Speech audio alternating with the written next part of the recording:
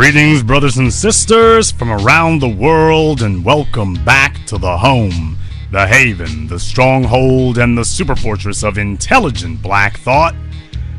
This is the BlackChannel.net radio. I am your host, your brother, your humble servant, the Black Authority, and we welcome you all back with us here this evening. The telephone number is 646-787-1933. 646-787-1933 is your personal access code to the blackest radio program in existence, the only one of its kind on planet Earth today. Join us. And join us you should, because we do have a few things on our mind here tonight as far as what we want to discuss with you. You know, so I'm looking at the situation as it's been shaping up in Baltimore, and I had seen a billboard that had been put up by the Fraternal Order of Police back in 2010. They've been active. They've been active. They've been making sure that their message gets out there. They've been about that. Where have we been? That's the real question.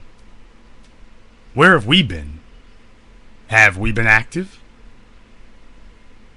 I didn't see that.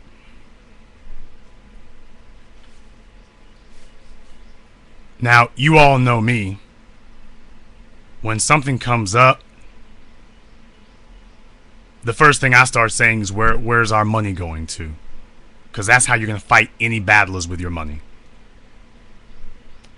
And I look at Baltimore to see, well, where's our money going to?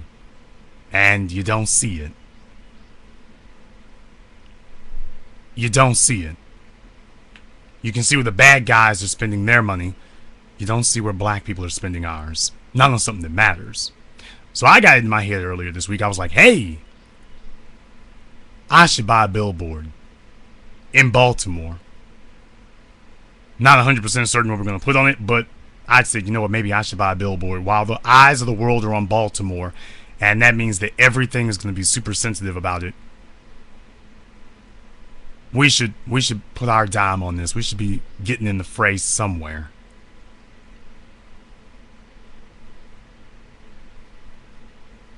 And then it occurred to me.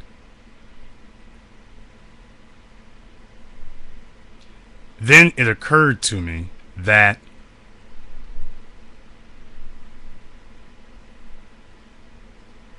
when we were getting ready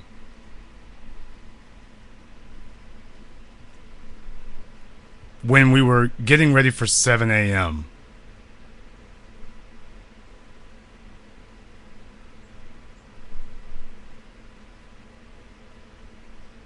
we wanted to be in Baltimore. We bought advertising time in Baltimore like we did everywhere else in the major markets.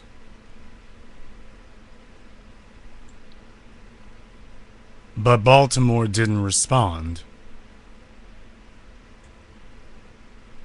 Baltimore didn't respond.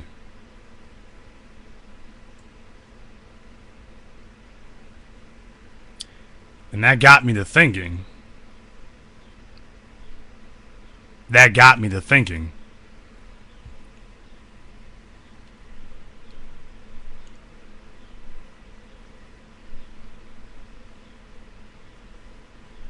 Because Stephanie Rawlings Blake opposed body cams on Baltimore police in November.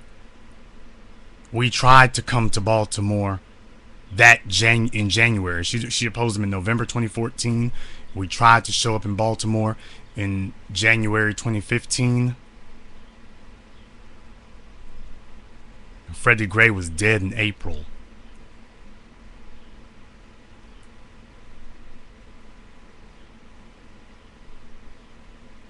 I don't subscribe to saviorism. I don't. And the idea that other people are going to come swinging in and flying in to the rescue, that is just something I am absolutely, positively anathema to. But Unfortunately, there's a large segment amongst us that is. And so I just got to thinking, I'm just being totally honest with you here. I just got into thinking, I said to myself, I don't know how much good buying any type of advertising in Baltimore is going to do. Now, maybe the situation has changed. Maybe Freddie Gray was the wake-up call. Maybe it is. Maybe the needle has started moving. Maybe that's the situation. You know what? Hey, that could be. That absolutely could be. And that's what I'm here for tonight. That's what I'm here for tonight. We're going to open up the telephone lines at the bottom of the hour. But I have to think hard on that. I have to think hard on that. About whether that's the best move to make. Gotta think hard about that.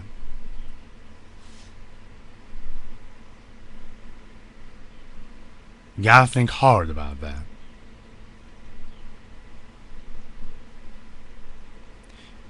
Because I'm not I'm not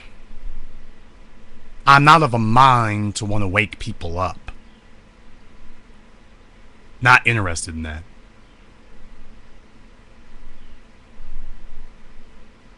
Not interested in that at all. I want the people who are already awake. And if we're dealing with a city of people who are just completely and totally asleep, forget about it. Forget about it.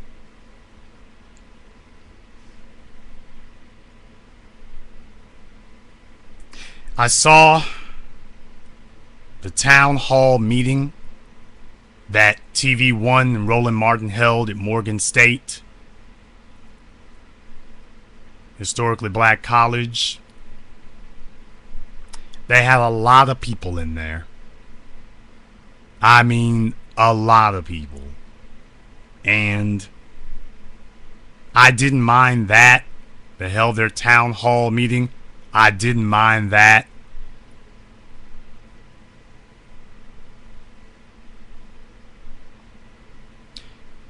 They asked questions, and to be totally honest, Roland Martin did keep it, he did a good job moderating, except for the one lawyer who was filibustering who he should have cut off.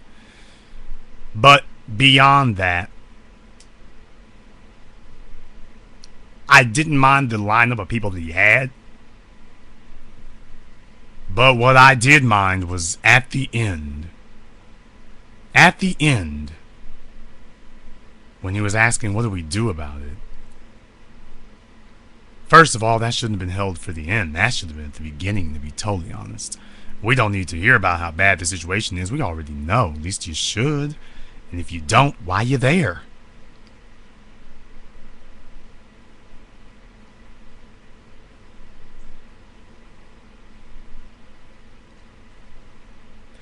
He asked one young man about his little civic group and asked, what do they need? And the young man was like, if you are good at political campaigning, you need to do that. And if you are good at educating, you need to do that. The young man said that we needed help, we needed resources. And when Roland asked him, what is it that you need? The young man could not actually tell him. He couldn't actually tell him what it was that they needed. They had the local NAACP president there.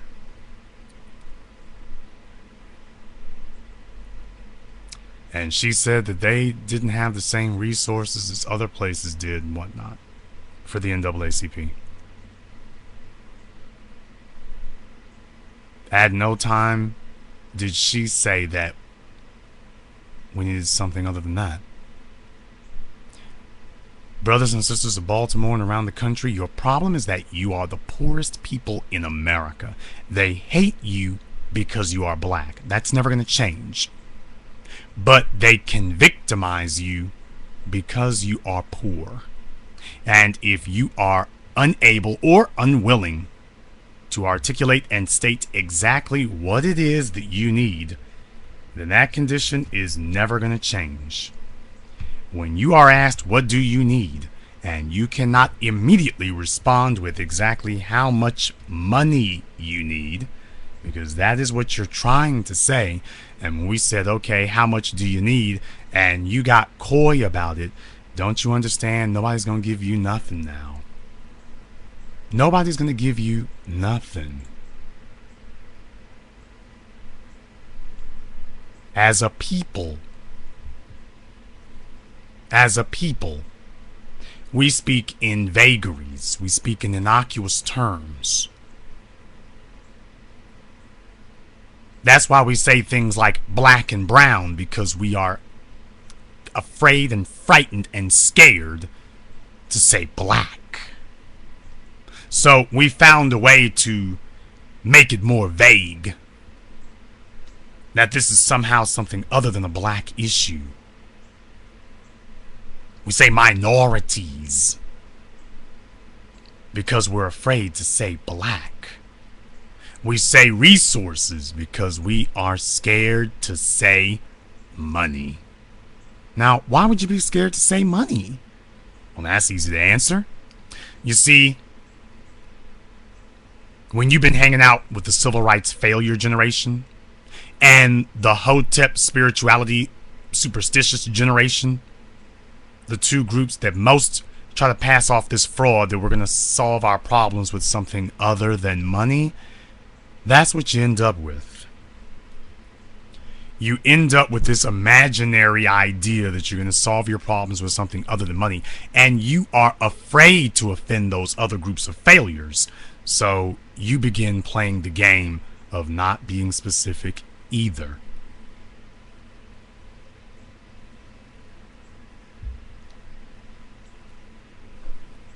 So everybody sits around talking about the problem, and absolutely nobody actually mentions what the solution really is. The solution is money.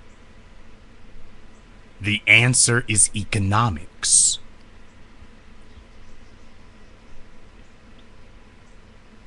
We need money. We need money. And nobody wanted to say that. Nobody was willing to come out and say the problem is we are victims of a bought-off mayor and a corrupt police department and a white supremacist political structure because we don't have money. We don't have it. We do not have it. Then that would segue into the greater discussion of, okay, what do we need to fix that? We need to build a black economy. You burn down the CVS, and that's a good thing. Stop spending your money with folk outside of your people. Start spending your money with your people. You ought to have a black pharmacy, a black hardware store, a black convenience store. You ought to have all of that with your people. And we don't have that.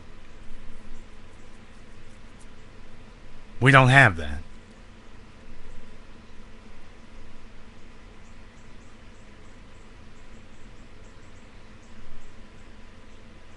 So no wonder you can't get into that discussion, because no one is willing to have it. No one is willing to actually have that discussion. That's why we never get into it.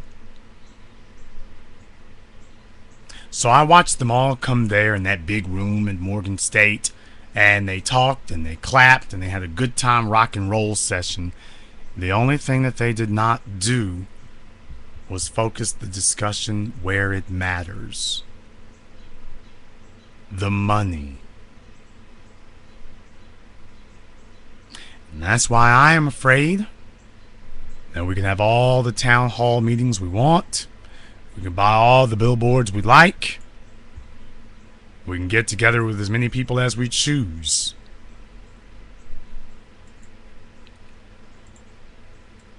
We can do all that. But my question to you is, what's going to change after you do that? What's going to actually change after we do that? Because every answer, every program, every political action you want to name, you're going to need money for that. Black people have got this idea that we can live as the wards of every other group of people in this country and that we'll be okay. That's not happening. It's not happening, people. And they are not becoming more sympathetic towards us. They're not becoming more merciful, they're becoming more merciless. There was a story printed today of I think it was Latino restaurant owner who's having a white appreciation month. I don't know if it's a gag or not. I do know it's hella inappropriate.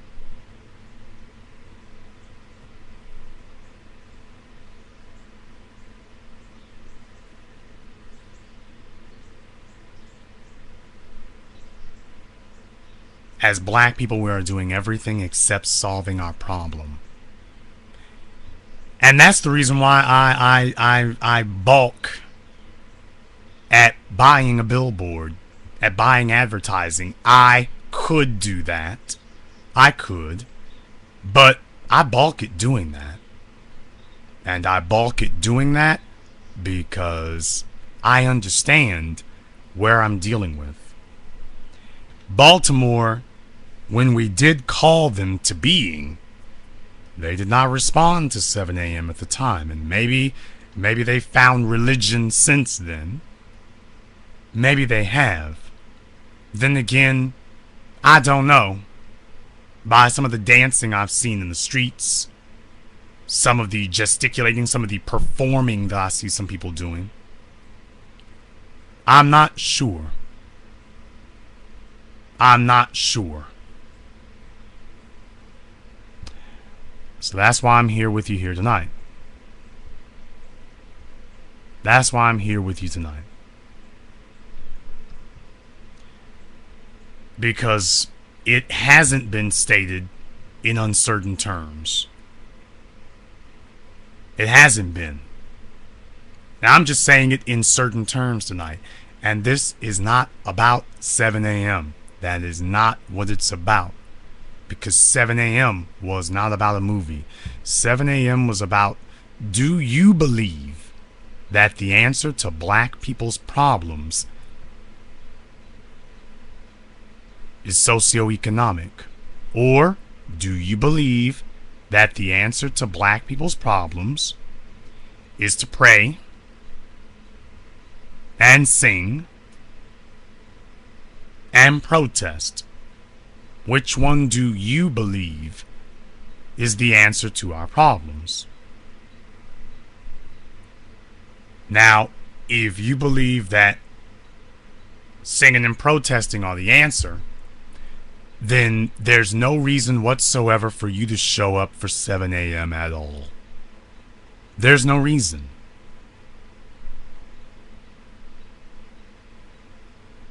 There's no reason. There is no reason for you to show up for 7 a.m. After all, economics is not the answer. Remember? It's not the answer. So it would be insane for you to show up for a documentary calling people to arms for socioeconomic progress if the answer in fact is not economics.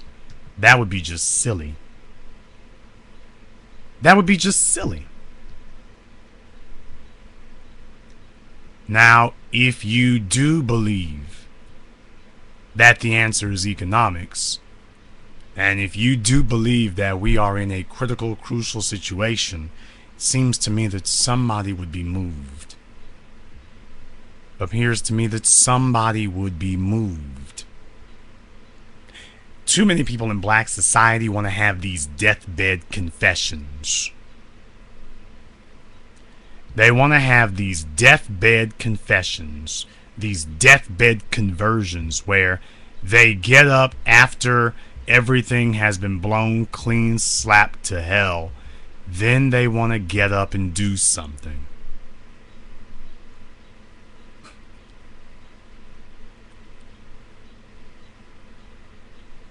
That's when we want to do something. when there is nothing else to be done. We then want to get up and do something when we've been denied every other option. Now we want to get up and do something. Now we want to do something. And that is the part of it that, as far as I'm concerned, it is just beyond reprehensible. We keep trying to fight everything from this. We keep trying to fight everything from this super defensive posture. And that's not going to work.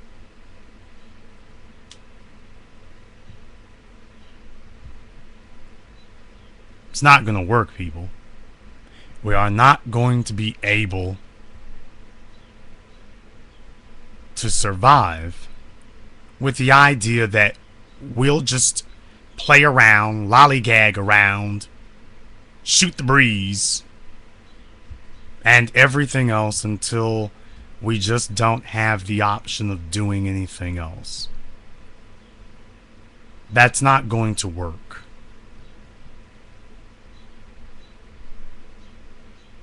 That's not going to work. This idea that we can keep being other people's children, people who can't stand us, and as the Mayweather-Pacquiao fight proved to everybody, there is an interracial coalition in America. There is. And everybody wants to build a coalition against us.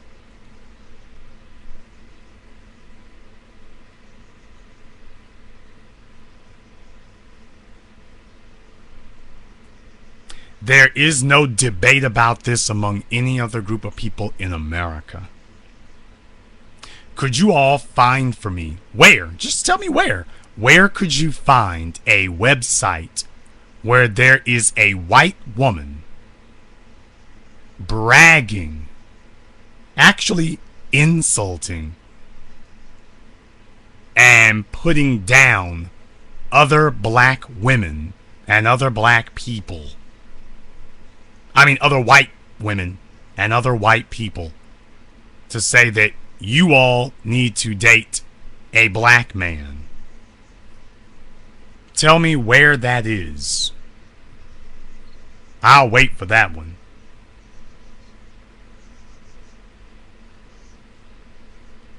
I want an answer on that one. Tell me. Tell me. Show me another place where that's actually a debate. Where black people have advocates for black people fighting with other people, other members of other ethnic groups who fight with their members to convince them that they need to bow and scrape and acquiesce to us. Where is that?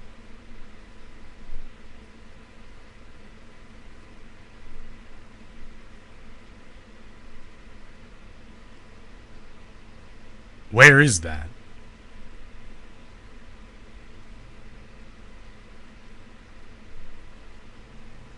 Where in any other group in America do you see people who say, I voted for a politician, but I expect nothing from him? Tell me. Where is that?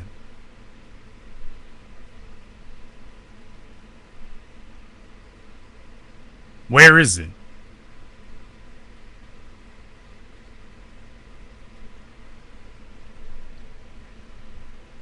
Show me where there is a problem among any other group of people in America, and these people tell you that the answer is to build more public parks, and after-school programs.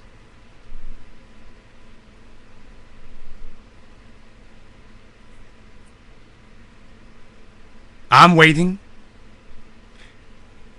I'm waiting.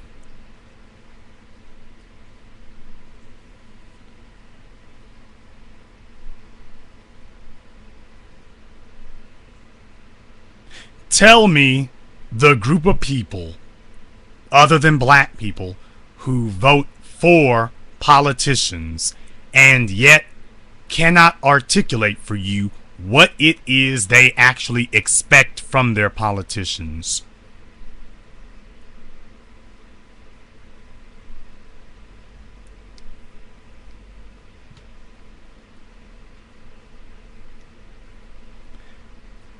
White society didn't like Barack Obama, and do you know what they did? They got their money together. White society didn't like Marion Barry, so you know what they did? They got their money and their police state apparatus together. They paid off the heifer that Barry was running around with so we can get this hotel room rigged with cameras so we can catch him.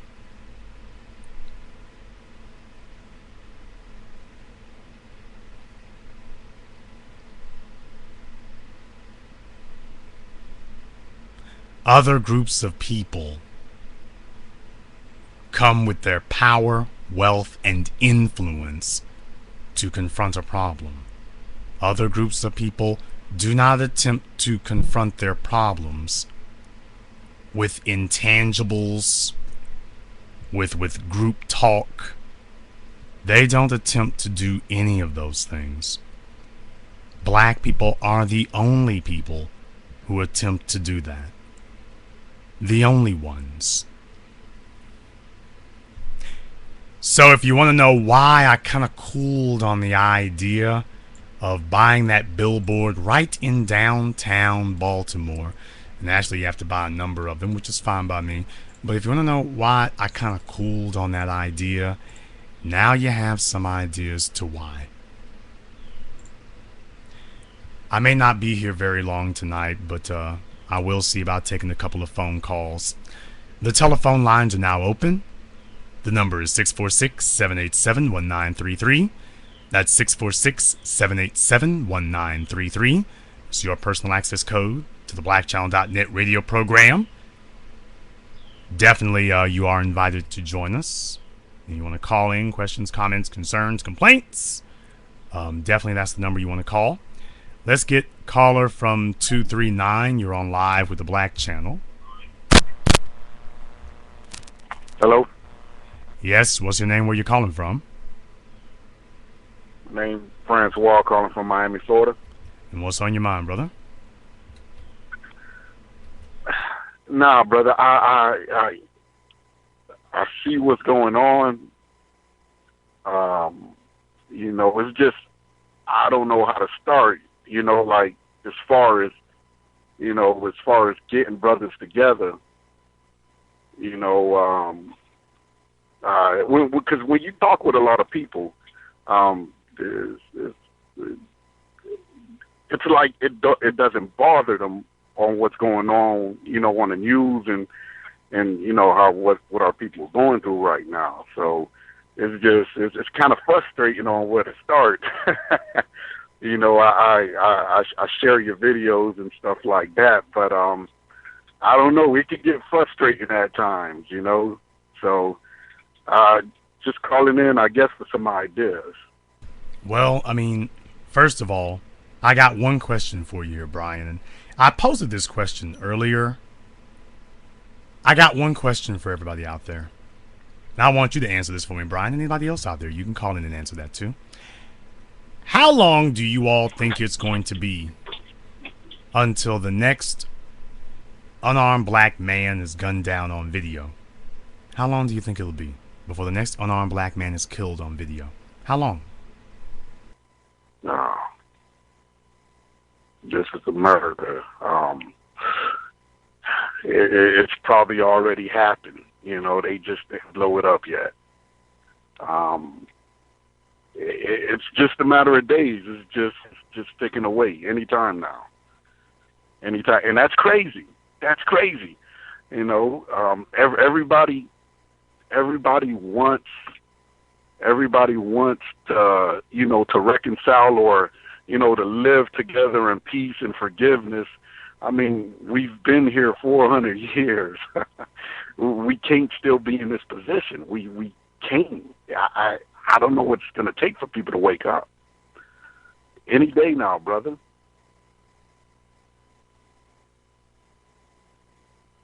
Question: are they truly asleep? That's a good question. That's a great question. Or they just don't want to face truth in a face. That's very true. I can't die a coward. I can't die a coward if that's the case. Because we all see it. We all see what's going on. Everybody sees what's going on. So, you know, we just can't say, you know, that it's happened over here in Florida. You know, so they just probably don't want to face reality. Now, how do you help a person who does not want to, how do you help a person who does not want to face reality? You can't. How do you wake up someone who says, I'm not trying to be in reality? How do you help them?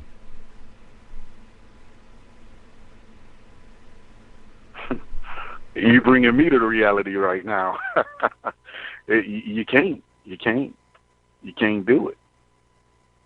When you got somebody out there dressed up as Michael Jackson,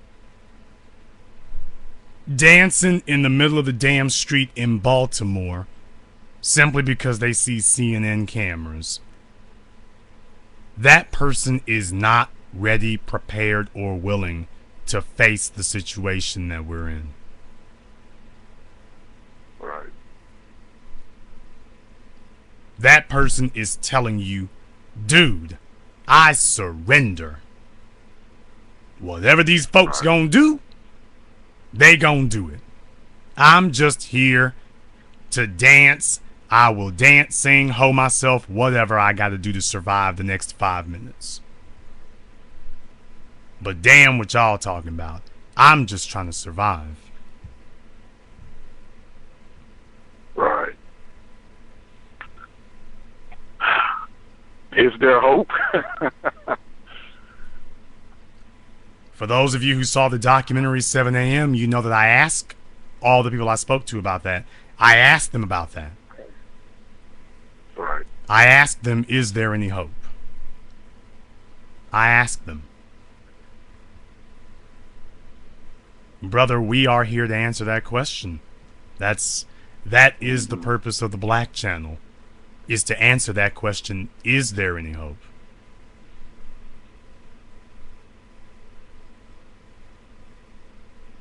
I just recently got turned on to you.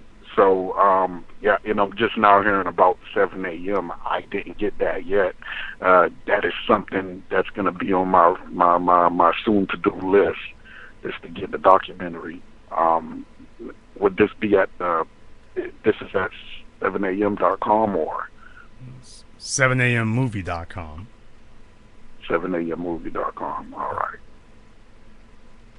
I'll let you have the last word. Brother, it's just breath of fresh air, you know, hearing, you know, you and I've been listening to Tariq Nasheed, and I just got to say thank you, and just please continue doing what you're doing. Well, thank you very much for joining us here tonight. Please call us again. Black first as always. Let me get caller from 510. You're on live with the Black Channel. Yeah, hello? What's your name? Where are you calling from? This is William. I'm in the Bay Area. Okay, you need to get closer to your phone, William. Yeah. My thoughts on, I don't know. People just don't look at this as being something totally different. They just look at it as an everyday thing. They walk around. They don't believe it really happening. And those of us that do understand what's happening, I know you posed the question: are people asleep? I think they're more paralyzed and afraid because either they just want to live. Like I had one friend of mine who's a mechanic, and he basically said, "Be careful, man. They might shoot you down for talking or speaking up on this stuff." And I'm like, I'm not going out like a coward. That's not. I mean, do you realize, though, when somebody says that to you, when they say you better watch what you say you're speaking out, don't you know that he just told you I've given up?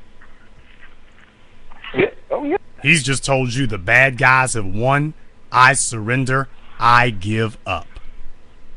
Mm-hmm.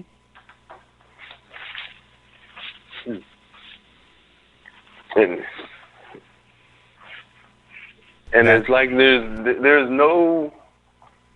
It's just like just go by just doing work every day as it is. Don't deal with life as it is, but just I don't know. I don't even know if he thinks about if they ever just decide to say they're gonna close down his mechanic shop. He can't do nothing because he has already, like you said, given up. He's given up a long time ago. In the mind of cowards and coons, cooning is always the best option. It doesn't matter if it's a complete failure. They will always tell you that standard operating procedure is see how much cooning you can do, how much bowing you can do, how much buck dancing you can do, how much bowing you can do. That will always be their automatic response to everything. Cooning is their cure-all to everything.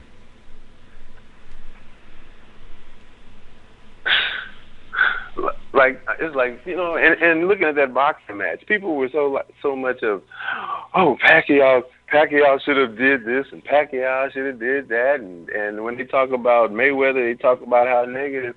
Mayweather practically made it so that man could take $100 million back to his country to help his country people. People don't look at that. They don't look at the thing of Pacquiao would have never made $100 million fighting anybody else. They don't look at. I think Pacquiao is also supposed to be. Isn't he basically about to go to jail and in some type of tax issue over there too? Well, he now has the ability to pay it, but at the same time, Definitely. The problem is we had a bunch of black folk down in Mayweather sounding like the white supremacists and the racists on TV and everything else. And it makes you wonder there. It's like, hey, whose team are you guys on? And they're telling you that, hey, I'm just me. I'm not black. The Jesse Lee Petersons of society are far more common than we give them credit for being. As buffoonish as Jesse Lee Peterson sounds, he is far more common in black society than we give credit for. Oh, yeah. I also saw today where it showed Mayweather's daughter had gotten jumped, and she ended up, because he ended up teaching her how to fight or defend herself, she basically was able to go scratch free. Now, that doesn't sound like a man that hates women. Well, I mean, it's not about hating women. We can't call you nigger, so we say thug. These are the same tactics that they use to put black people in jail. They criminalize whatever black people are doing. So white women can walk around with their midriffs open, but we want laws to put black men in jail or fine them for their pants sagging. White folk use powder cocaine, black folk use rock cocaine. Guess which one will get you 30 years? So they take a look at what black people do and then criminalize that. So this is another thing right here. Everybody's out there having domestic disputes, but black men don't have the ability to bury them. We don't have the infrastructure in place to cover them up, and we don't have a news media to ignore them. So they can take anything that a black male does. All of a sudden, if a black male does it, it's the end of the world. You guys string of white men, well, we'll just overlook that. And we don't have an apparatus in place with which to respond either. Correct. So, I mean, it just kind of really just, I don't know, it's just mind-boggling. Even at the height of what everything we're all going through, we can still go against ourselves. It's totally confusing. And I don't know, it's just kind of it loses me at words, you know, because it's like the thing of it's all about that me syndrome as opposed of the group syndrome. You know what I mean? In other words, they'd rather bicker about someone who did domestic violence or who had domestic issues within a relationship as opposed to look at the overall big picture, which is these people are trying to eliminate us each way they can, whether it's on the court, on the streets, in an event. It's just, you know, and we don't get it. We don't understand that the next direction, is to be pushed off the cliff. You know, I mean, brother, no. They do get it. There isn't a single black person in America who doesn't get it. Understand that. There's not a single one who does not see it. We are all looking at the same thing, and we all understand it the same way. As I've told you all a bunch of times before, though, there are only two types of black people. Those who know that racism exists and do something about it, and those who know that racism exists and go back to picking the cotton.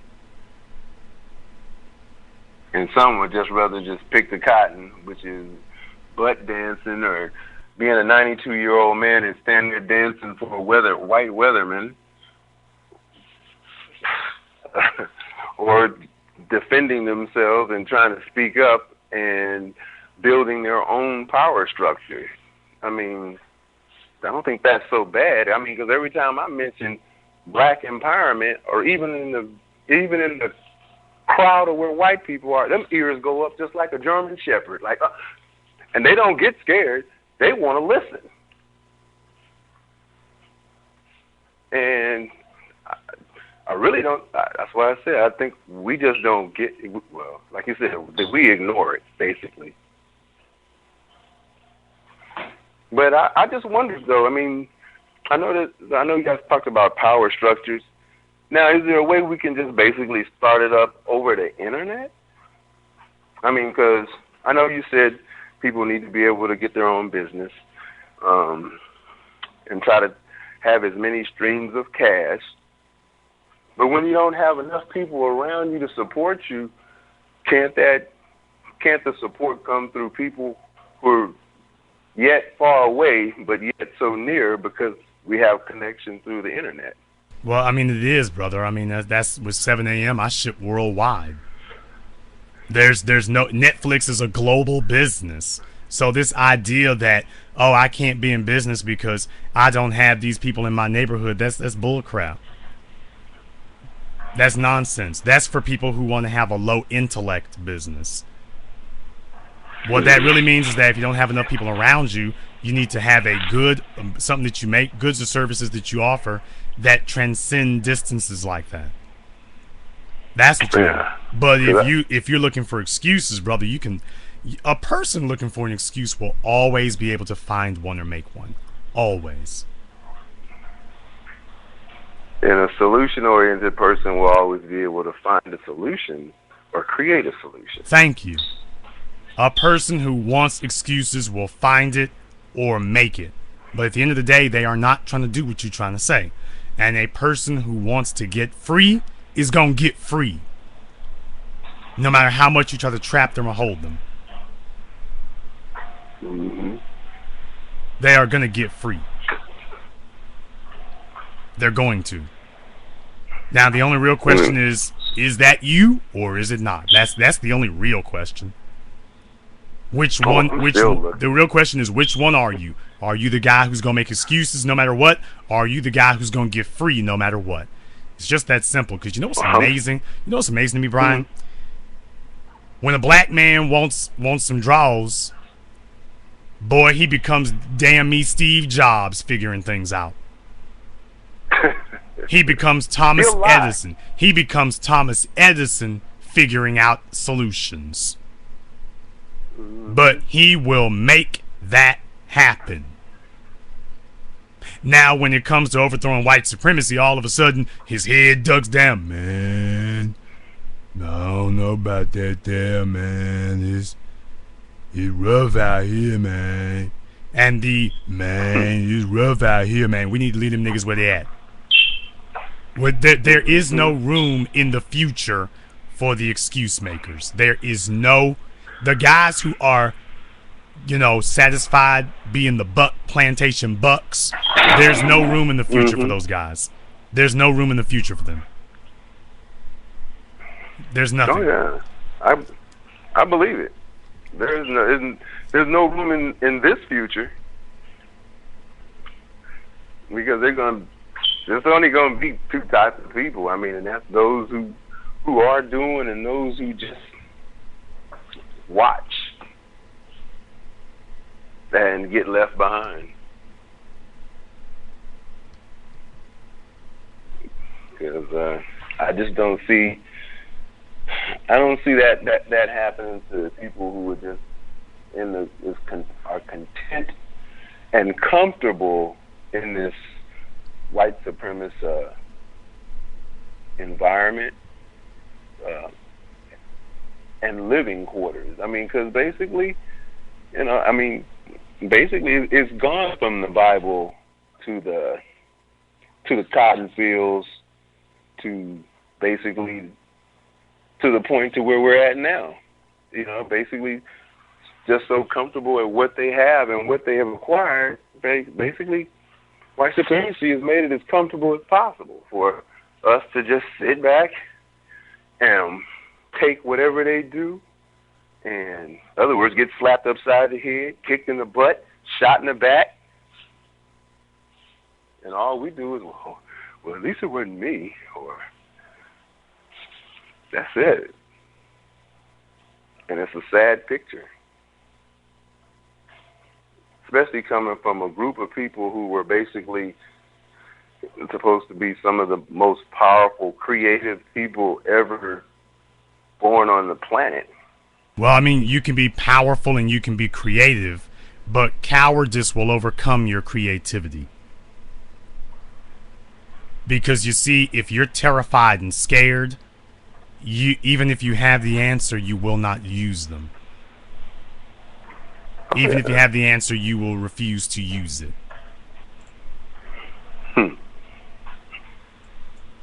I'll let you have the last word. Well, for those out there, keep moving forward, because there are some out here who are trying to move forward with you. And I still say black first. If you can't figure out, look to buy from us first as opposed to going to a corporate monster, which is a white supremacist. I just say we just got to be able to man up. Thank you very much for giving us a call tonight. Please do give us a call again. Let's get caller from 646. You're on live with the Black Channel. Caller from 646. You're on live. Hello, Jason. This is Hakeem from Philadelphia. Hakeem from Philadelphia. What's on your mind, brother? I wanted to make a comment about the Baltimore town hall meeting. It there were some good points that were made. I know the behavioral psychologist had some good points about white supremacy being the root cause of the violence that's going on in Baltimore now and across the nation. But it really, it was a pretty surface level event to me. Not enough people really spoke up and made good points, regarding what you were talking about in terms of economic empowerment and in terms of money. Really talking about the sort of capital disparity between blacks and whites in Baltimore, and then also, in the United States as a whole. So it was kind of another event where, it's like a mental masturbation for a couple of hours, a way to make people feel good. And we tend to do that because the truth is, even black people who should know better, they're afraid to even say what the truth is in public. They're afraid to say it because everybody knows the ramifications. Brother, when you say that we need to get our own economy, what you are saying is we have declared war against white supremacy and we're going for the jugular. And everybody knows what that statement means, that we need our own economy. That means we are done relying on you. We've declared war on you. And they know that when you say that, it's like if you work for your employer right now, Hakeem. Let's just say that your employer owns a fast food restaurant. If Hakeem says,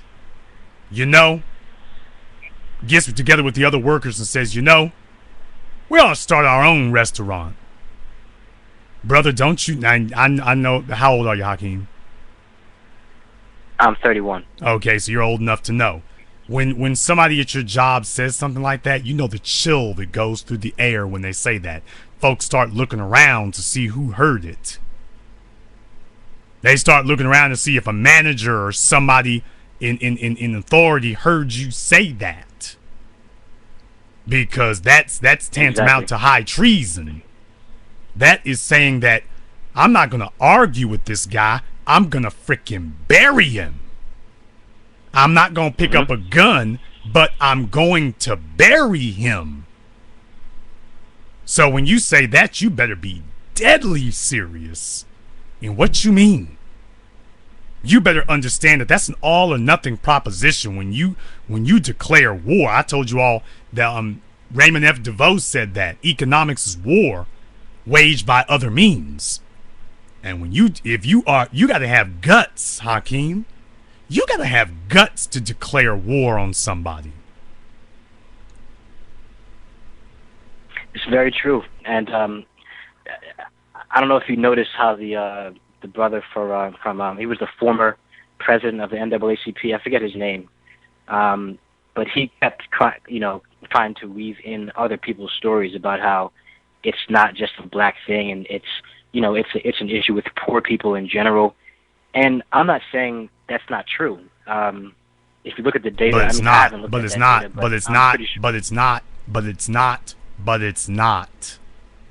It is a black issue. It's not a poor people in general issue. Because we're not turning on the news seeing a bunch of poor white folk being killed by police every 3 weeks. We're not seeing that. We're not seeing that. There are not a gang of black police officers out there victimizing a bunch of white folk. And there's not a gang of white police officers out there victimizing a bunch of poor white people. They can cherry pick one or two white folk who are in the wrong place at the wrong time. But brother, we got black folk, NFL players, folk on their way to work, people on their way home from their jobs. There's a bunch of them out there that we're not talking about. There's a bunch of them out there that we are not saying anything about because they didn't make the news, because the news says, oh, we're not going to run that.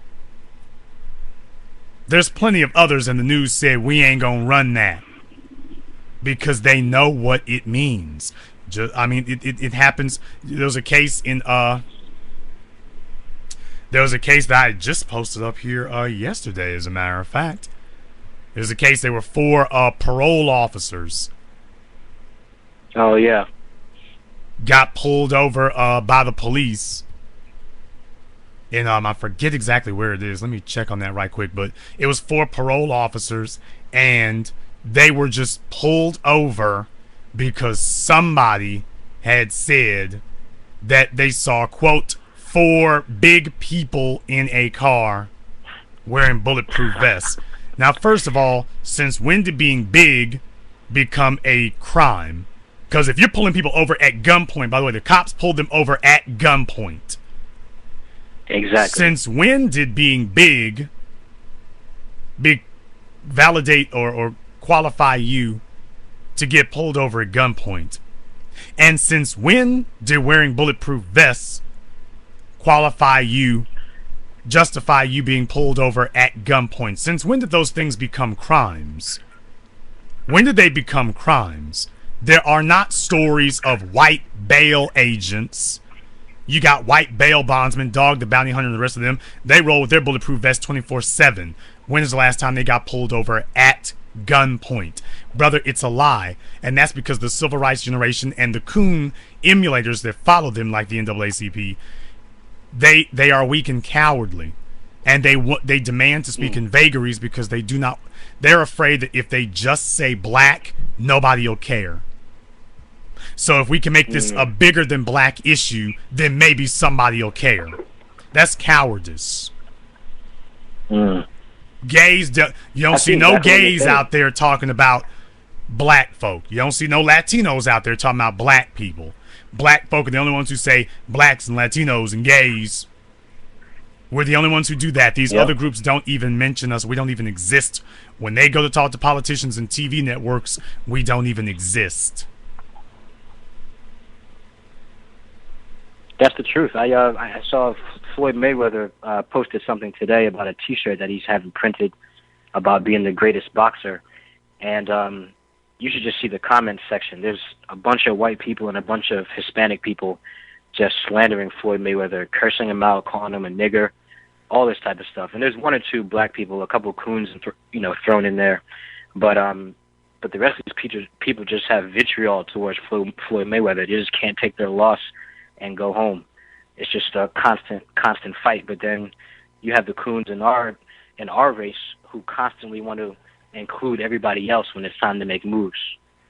And that's just a sickness. That's an internal sickness that some people have. I'll tell you one thing about Mayweather. Mayweather had a huge payday, and Floyd, if you're out there listening, brother, you better get serious about some black economics on a big, large, wider scale, because those people are coming for you. Like they came for Jack Johnson, like they came for Muhammad Ali, like they came for O.J. Simpson. Brother, when you humiliate white supremacy publicly like that, when you publicly humiliate them, they're going to come for you. They're going to come for you.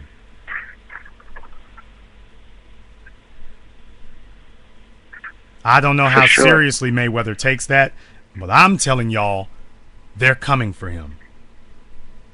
Somehow, some way, they are going to keep at him until they finally get something they can get him on. And just like O.J. Simpson got sentenced to, damn me, 20 to 30 years for a damn theft charge, when in the hell does that ever happen? Oh, yeah, when you're black. So much for poor whites. Exactly. So much for poor whites, huh? So much for it happens to poor whites, too. So much for that. But in any case, that's what happened to O.J. And understand something. That's what Floyd will be looking at. His next domestic violence charge, they're going to be trying to give him 10, 20 years. Watch. Watch what I tell you. Even if they have to say that his hands are dangerous weapons. You mark my words. Mark my words. Floyd, they're coming for you. So you better get serious about dealing with your people in a real way, because those people are coming for you. They are never going to let this go.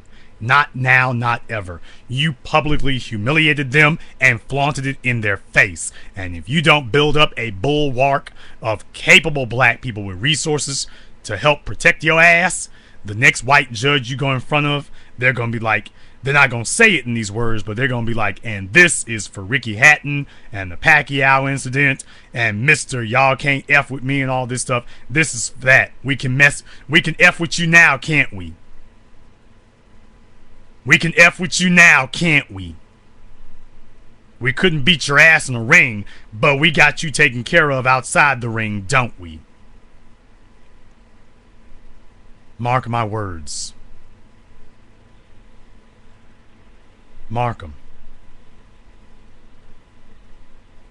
I would not put it past these people at all. And I just hope that Floyd Mayweather has some smart people around him that can put him on to the way things really are out here. Because I can definitely see that happening in the very near future. I don't see any reason why it wouldn't, actually. Who are the politicians who can help him? What'd you say? Who are the politicians in place who can help him? Who are the judges in place who can help him? Who are the media figures in place who can help him? Black folk figure we can just take care of ourselves and, hey, I'm good. You know what? You're right. You are. But the next time you go in front of a judge, it'll be a white person or a Latino or an Asian. And that's going to be your ass. Can we just be honest? That's going to be your ass. Hey. Very true. Very true, man. O.J. Simpson. It's the whole structure. O.J. Simpson went in front of 2 Asian judges and he walked. First white judge he went in front of, 20 years. O.J. Simpson went in front of 2 Asian judges. They made sure they were Asians, not white or black, and he walked. First white judge that he went in front of, it was over. First white judge that he went in front of, 20 years. That tells you everything you need to know about what Floyd Mayweather is risking right now. That tells you everything.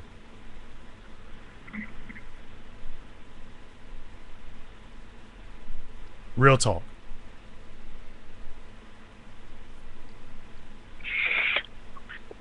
Well, at least we know what's coming down the pike for Floyd. But does he know? You said, does he know? Yes. Does he know, and is he taking it seriously? Well, yeah, that's the question. That's the $1 million question, or the $180 million question, rather. I'll let you have the last word. Well, I'll just say well, for one, I'm really impressed with the work that you've done so far, the documentary, and with your broadcasts that you do every week, or sometimes multiple times every week. Thank you for the work that you do, and you've really, brought me to a new level of consciousness. So I'm really more aware of what I need to do going forward. So Black First, thank you. Black First, as always, thank you very much for giving us a call here tonight. Please do check in with us again. Brothers and sisters, like I say, it's one of those things where looking forward is very clear where this is going to go, and it's very clear where this is going to lead. Very, very clear. Let's see if we can grab a few more phone calls here. Caller from 301, you're on live with the Black Channel. Hello. What's your name? Where you calling from? This is Amanda from Silver Spring, Maryland. Hello, Amanda from Silver Spring, Maryland. What's on your mind, sister? So, you're Amanda with the flawless skin tone. That's you. If you all have a chance to look her up, I put up a post of her. She has the most unbelievable obsidian skin tone. She really, really does. The Hershey people should pay you a visit. Anyway, what's on your mind? I appreciate your comments. There's just so much frustration going on with Baltimore and everything around, but that's definitely another side of it. But I actually had 2 questions for you, and I'm trying to make them quick and succinct so you can get to them. So, firstly, I was talking with a really good friend of mine. She's actually in Philadelphia, and she's a hard worker, and she had an incident that I've heard of with Tariq on his show, and I've heard from other people, but it has never been that firsthand. Literally, she went into her job, she started entry level, and she started training all these people around her and creating, like, hand manuals and things like that for the business and for the office, and really, like, helping with leadership. And then when she went into a group meeting, her supervisors were telling her that someone who she had trained, unfortunately, not unfortunately, but a white female that she had trained is actually up for a promotion that she had asked for like 2 days prior. And she called me frustrated, and I didn't even know what to tell her. Like, I knew this happened, and I knew it was terrible. And then she's like, well, I need to hustle hard because I need to stay with this company because I really want to use their program in order to help pay for my grad school. So her frustration, she wanted me to ask you. So her frustration is, what should she do in the in-between time while she's trying to, like, use this company to get her degree so she can start her own business? Like, how she doesn't want to be less of a hard worker and an innovator in the company, but she doesn't want to be taken advantage of and have all these people that she's training get all these promotions while she gets she stays at the same pay grade, not achieving. It's just a frustration. So that's the first issue I wanted to get your thoughts on. Do you notice how when whites and Latinos and Asians work at a black company, have you ever heard of any of them complaining about being passed over for a promotion? You're right, no. If you ever have a black company like TV1 or BET, and they do employ white people, by the way, even when Bob Johnson owned BET, they had white folk. As a matter of fact, they put them in charge after they got rid of the black folk, as a matter of fact. Did you ever hear any of those white people complain? If you see a white person or a Latino or an Asian complain about a black company, or any company for that matter, passing them over for a promotion, take a picture of it. It might be worth something one day. You never hear those people complaining about how we treat them. Never. So what does that tell you? That tells you that they did not come into our presence for the purposes of our approval. They came because there was something that they wanted to get. And being promoted isn't a part of getting what they want to get. They came for something else.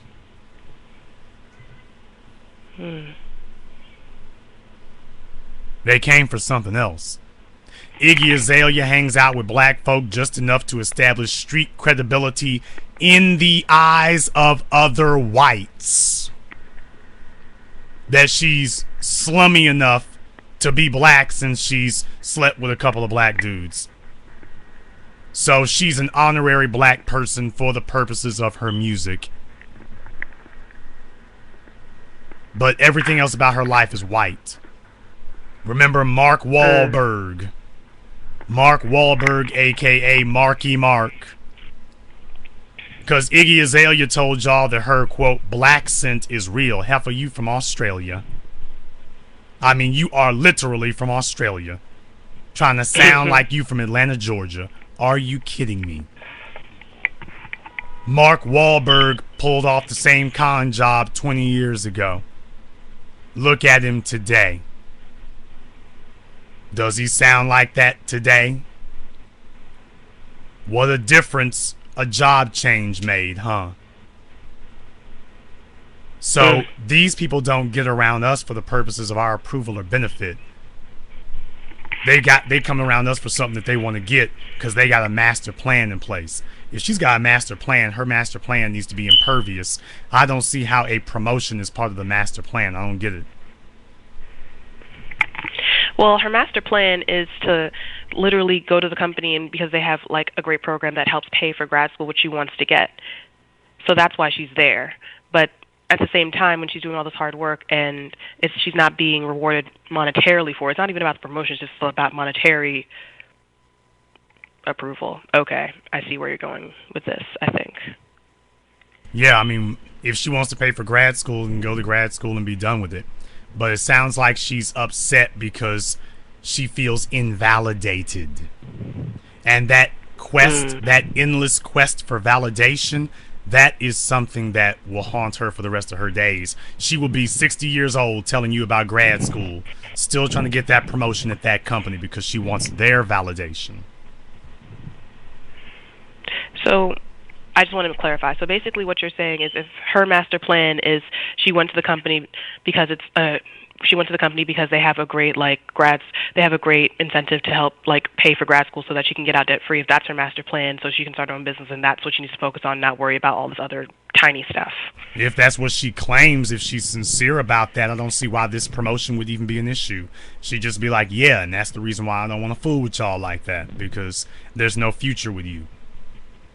If it's bothering her on that level, that's because she wants a future with them. I don't care what she's telling you. Don't pay attention to what people say. Pay attention to what they do. Because she knows you ain't going to be cool on hearing it like that. So she's saying what she thinks will be most palatable for you. Okay. Is it okay if I move on to my next question, then I'll let you get back to what you were talking about? I have time. I own my stuff. Okay. Basically in the class that I'm taking right now, we had to figure out a mobile app that would help an issue, and we were going to present it to this company that's local in our community, and it's for a grade. It's like a student project for a grade. But the more and more I thought about this app idea that I presented to my group, which is what we're doing, I realized this can actually be a good business idea. But at the same time, some of my other classmates who are in my group with me, and one is from the Dominican Republic, he also thought as well, oh, this is a great idea. We should totally make this into a real company. And I have hesitations because the idea came from me, and I guess it would be nice to have additional funding and investment to the company from other people, but I don't know. It might be a lot of Baltimore riots and things going on. It just might be my hesitation in general, but I'm worried about going into business with non-blacks right now. I mean, that's just how I feel. And I feel like I'm putting in the majority of the work, and I feel like since the idea solely came from me, I should just take it further and just take the risk and hope for the best and prepare for the worst and just put it out there. And I want to know, is that being too hesitant? I don't think I am at all. I hope that made sense, and I can clarify if I need to. You should have a business plan. You should have a contract drawn up by an attorney. If you do not have that, then you're stupid. If you don't have either one of those things, you're deluding yourself. If you don't have a business plan, your idea is most likely not going to work. And if you don't have an attorney to make a contract, then you have no way of safeguarding your company. You're out here just winging it. But baby, when folks start talking about money changing hands, you get things in writing. And if they're unwilling to give it to you in writing, go find somebody else. And it's just that simple.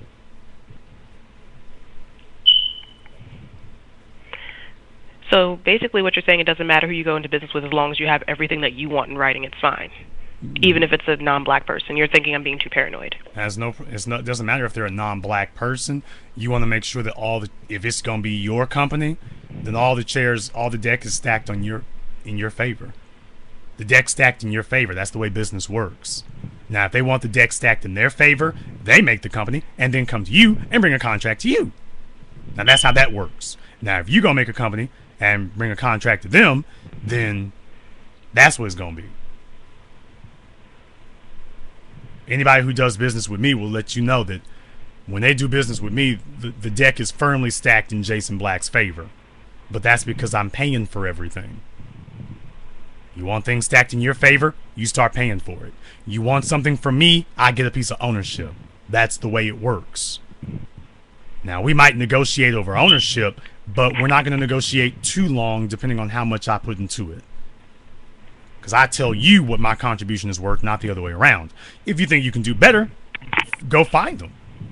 But other than that, no. But that's business. That's business. Please understand that. That's business. Friendship stops at the cash register. That's real talk. And a real friend is not going to make the cash register an issue. But that's another reason why you shouldn't do business with your friends either. Because eventually the line between friendship and business is going to become blurred to them. So that's another reason you shouldn't do business with your friends. But in any case, and if you are doing business with your friends, everything should be stacked on your side anyway, just in case they go bad on you, period. Don't go into business with a friend that you're not willing to lose. Let me just put it like that. Don't do it. If this is a friend that you don't mind losing, do it. If they are not, if this is someone that you don't mind losing, do it. But if you do mind losing them, don't. Okay.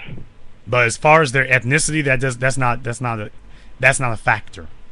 Their usefulness and their ability to help you accomplish your goal is the only thing that matters. After that, you just make sure that your contract is set up right and the deck is stacked in your favor. Now, you can't go in there saying something stupid to somebody. It's my contract, you're my slave, give me something for nothing. Okay, now you're being silly. But as far as ownership is concerned, that's where the rubber meets the road. I don't mind paying somebody $50,000, $100,000 to retain ownership. I would mind getting something for free if I'm surrendering ownership. Now, if it's like a minority stake, they got like 10% or whatever, okay. I still got control in this sucker, and, that's where incorporation comes into play. Once you're incorporated, whoever has majority stock still gets to make the decisions, okay, fine. But these are all things, like I say, that you're gonna want that in writing. You need to have a business plan, and then you need to go see an attorney about having a contract made up so that you understand exactly what you're getting into. Or exactly what you potentially risk. Because an attorney will be able to tell you that if this goes bad, these will be the kind of things that this other guy is not going to take you to court, people's court. They're not going to sue you in people's court. He's going to go hire a lawyer. And so you hire an attorney so that your attorney can anticipate any arguments that his lawyer, assuming things go bad, may make in the future. Because you're not sued just yet, but you want to make sure you can anticipate if somebody does sue you, here's the legal grounds they would have. Here's the wedge they could use to get a settlement or a judgment. That's what you hire an attorney for, is to make sure that doesn't happen. Now, they may feel some kind of way about it, but this ain't about friendship. It really ain't. You're right.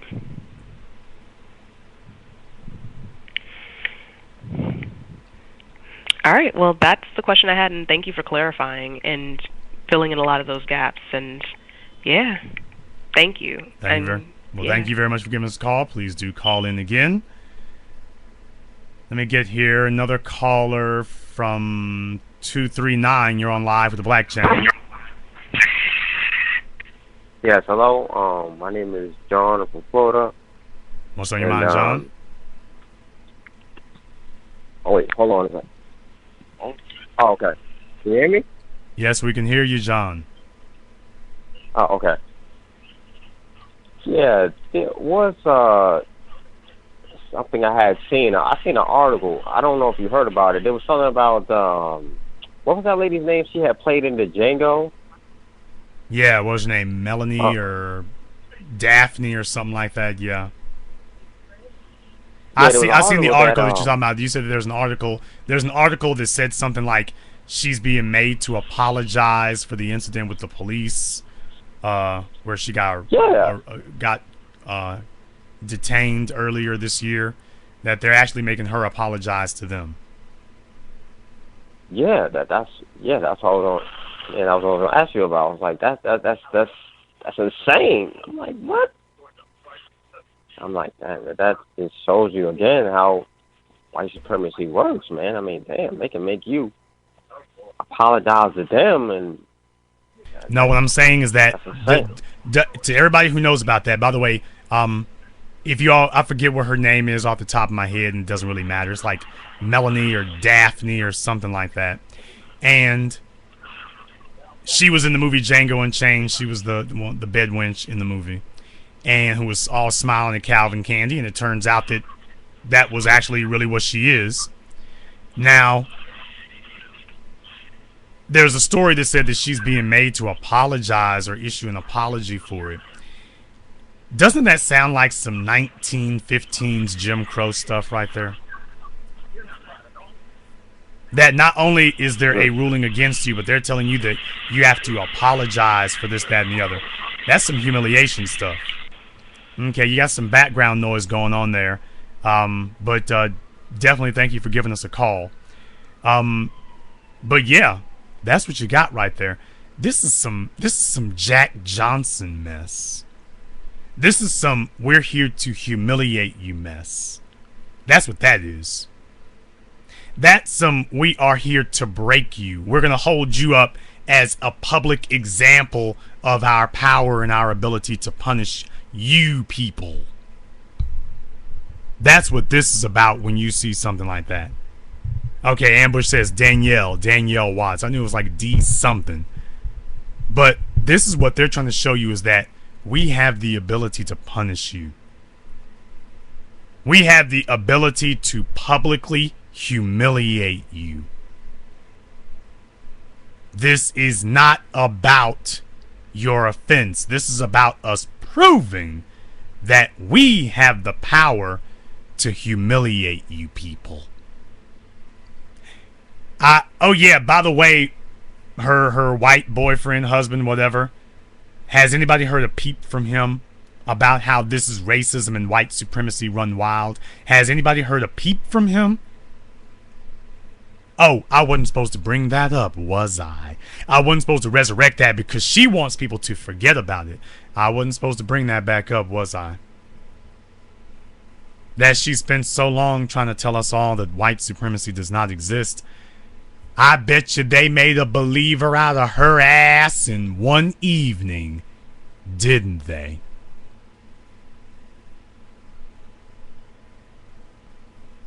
Like I say, I don't know about that story. We'll see if it has validity. But regardless, I bet you the events of the past few months, I bet you they've made a stone cold believer out of her ass in white supremacy, haven't they? Haven't they?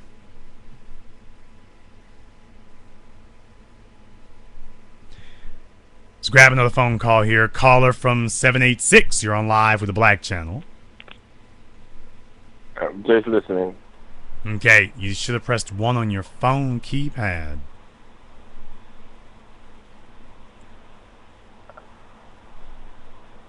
Yeah, it's Friday. You're doing mollies. And then they get on the phone doing them.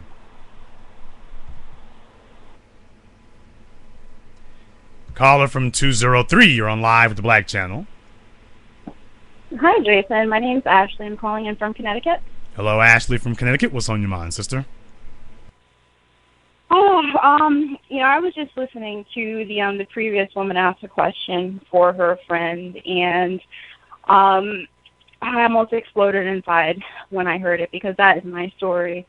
And let me just say thank you, Jason, because for a lot of years, I have felt completely alone, felt completely isolated. Wondered if I'm crazy because I never get to hear people, speak the truth, the things that I go through every day.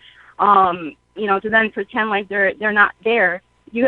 I'm sure you have some idea, but this has been life-changing for me, and I just want to say thank you and let you know how much I appreciate you being out there to connect with.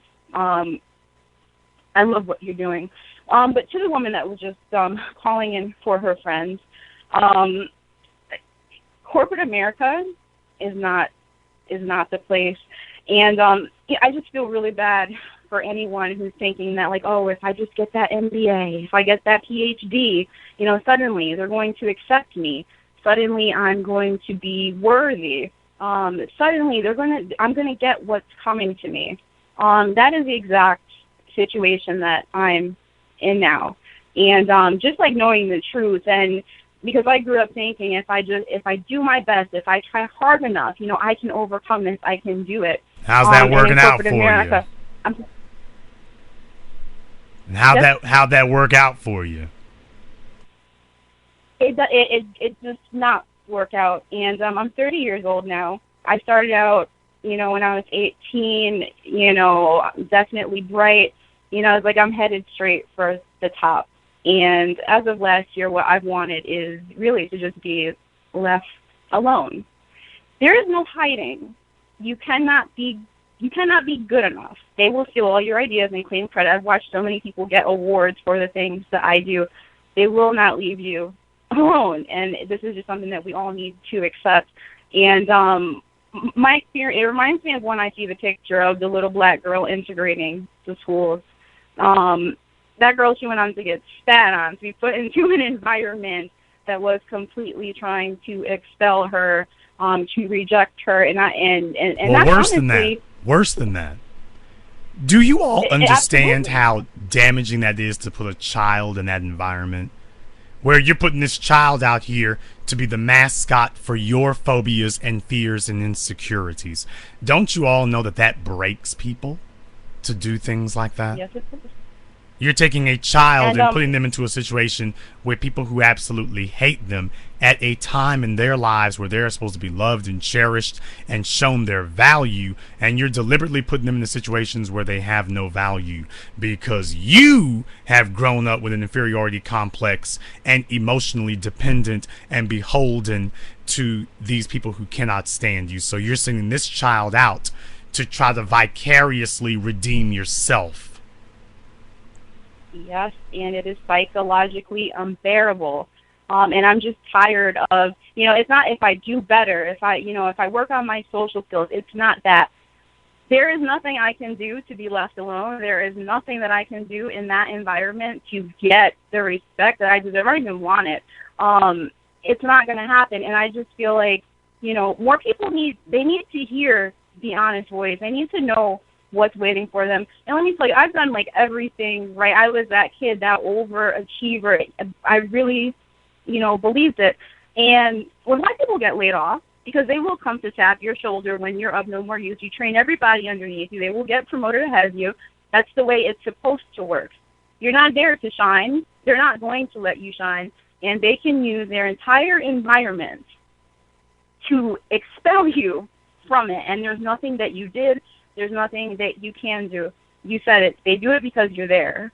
And listening to you has really saved me, my sanity. And I just wanted to just reiterate my experience and just hope that someone else will stop doing this to themselves. I understand how psychologically unbearable a lot of this world is. It's relentless, and I really do find it unbearable. That so many things are unaccessible to me. I struggle with this, and I want to thank you, because hearing a voice, knowing that I'm not crazy, it's real. I recognize how excellent that I'm going to have to be to overcome this. And here's the thing. And I understand that. Here's the thing. How old are you, Ashley? I'm 30. Okay, you're 30 years old, so you're not no spring chicken, okay? Here's the thing, right. Ashley. If you walked into a black-owned clothing store, okay? Mm-hmm. Let's just say you walked into a black-owned clothing store. And let's say that when you got to the checkout register, that there was a white male there. What would you think? Okay. What would you think was his reason for being there? To be Employee of the Month? To work his way up the ranks of the company, to be in charge? What do you think that he believes that his reason for being there is? What do you think? What I know is that he knows that there are easy pickings. And so the other day I was at the gym, and this is it's a black gym. It's it's in part of the hood, and I was sure it was just a black person must own this gym. They have the DJ come in twice a week. I get to the counter one day, and there's a white boy I've never seen before, and he I don't even know how it came up, but he was just like, oh yeah, I own this place. And I'm just like, well, I'll be damned. They are predatory. No. That's not what I mean. I'm talking about a store. I'm talking about a place that is genuinely black owned, and he is one of their employees. I'm not saying black owned as in catering to black people. I mean black owned, that the person, family, whatever that owns that clothing store are black people, and they're selling the Rocawear and the Sean John and whatever. And when you get to the checkout register, you have a white male working there. What do you believe is his reason for being there? He's there to take.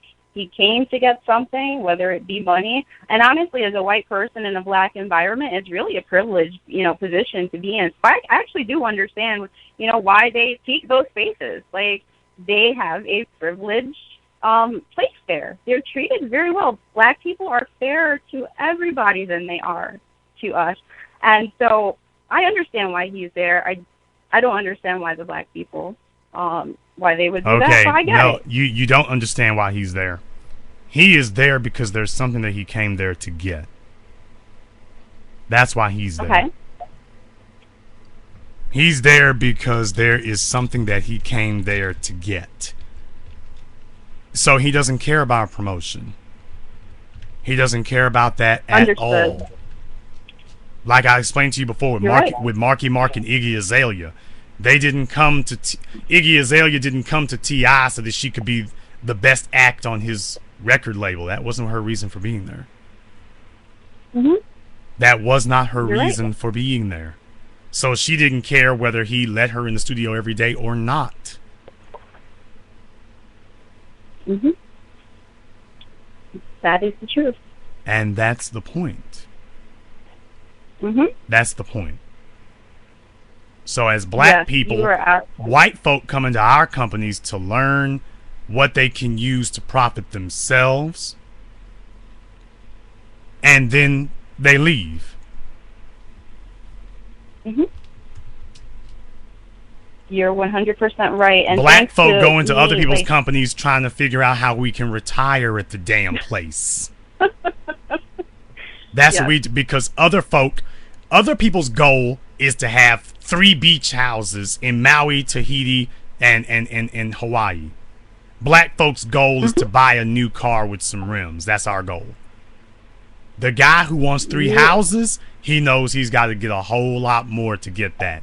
The nigga over here trying to get a car, that's it. Yeah. You are 100% correct. 100%. And again, to me, hearing these things and not hearing anymore, if you just work hard enough, I've been able to accept that. So that's the way I look at it now. It's just like, I understand what I'm here for. I'm here, to use up these resources, to learn everything that I can, not going back to school. I'm here to learn hands-on. And then I'm going my own way. And I wish that I learned this a lot earlier. I wish I had that influence in my life. But at 30, I can absolutely still change the course of my life, and I really want to thank you, because this has really saved my sanity, and my future, and I appreciate this. And to everyone out there listening, this is the game. You're not gonna win it. You will not win on their home turf, and as daunting and as hard as it will be, we have to check out, and we have to check in with each other. And that's all I wanted to say tonight. Well, if you're not friends with me on Facebook, you need to be follow me on Twitter or whatever, so we can make sure we keep up with you, okay? Absolutely. And I'm going to tell you, I haven't friended you publicly on Facebook because I've been a coward, scared of my job. And that's how I know I'm not free. Okay, here's the thing, okay? Send me a friend request, okay? Send me a friend request. I want to add you to my group, the official Jason Black group. That way, you don't have to worry about anything. If you see something you want to respond to, you can. If you don't, you don't. But here's the biggest mistake you can make. The biggest mistake you can make is remaining anonymous. Because we cannot work with each other if we don't even know we're there. Yep, that's 100% true. We spend all this time trying to figure out who are the agents and who ain't. Who's really on our team and who's not. Because the clowns and the riffraff and the hood rats and the coons and stuff, they work with each other. Intelligent black folk, the only people hiding from each other. That's not a game plan. That's not a game plan. You're 100% right. And I know that there's so many more just like me who check their Facebook every day, but too afraid, to let it be known because I got my people from work on there. But black empowerment won't scare them. But absolutely, I'm going to do that. And again, thank you. Thank you so much. Thank you very much for joining us here, sister, and please do give us a call again. Now, I did have a person I asked to call in. I think that they may actually be in the wrong queue. I'm not sure. So, London Girl, if you're on the line, I think you may be in the wrong queue. You need to press the number 1 on your phone keypad or on Skype. I think it'll be that plus symbol. You click on that, it'll give you the option for show dial pad, and if you press number 1, I think it'll take you back out of it and put you where you're supposed to be. In the meantime, while I give you time to do that, let me take one more call here. Caller from 616, you're on live with the Black Channel. Oh, wow. Howdy, Jason. What's going on, man? What's your name? Where you calling from? My name is Ken Steele, and I'm calling from Chicago. Ken Steele, that name sounds familiar. What's on your mind? I am kind of familiar. You don't like my profile picture. That's what I remember from what you were saying. So, yeah, I just was calling in because I can really relate to some of the previous callers that called in about their experience in corporate America, and I originally came to Chicago, and I was recruited from school at Michigan State University. I had my stay in corporate America, and wouldn't you know it, I was on a team that had 4 dudes named Brian, and they were all from the suburbs, and they all loved the Cubs. And then the manager was a guy named Brian who liked the Cubs, and he also was from the suburbs. It was really weird, and I don't know. I guess I was mistaken about that environment. I came into the game thinking that things were fair, or you could do the work hard enough, grind hard enough, and maybe you could overcome. But I don't know. I was exposed to the reality that these people are working together and they're working for themselves, and they're not working to benefit other people, really. So I really like what I think the caller before the last caller said about our need to check out of that system, click into each other, and we need to work with one another to empower and enrich and just create a situation where we can be as insulated and as comfortable as all those Bryans were on my team.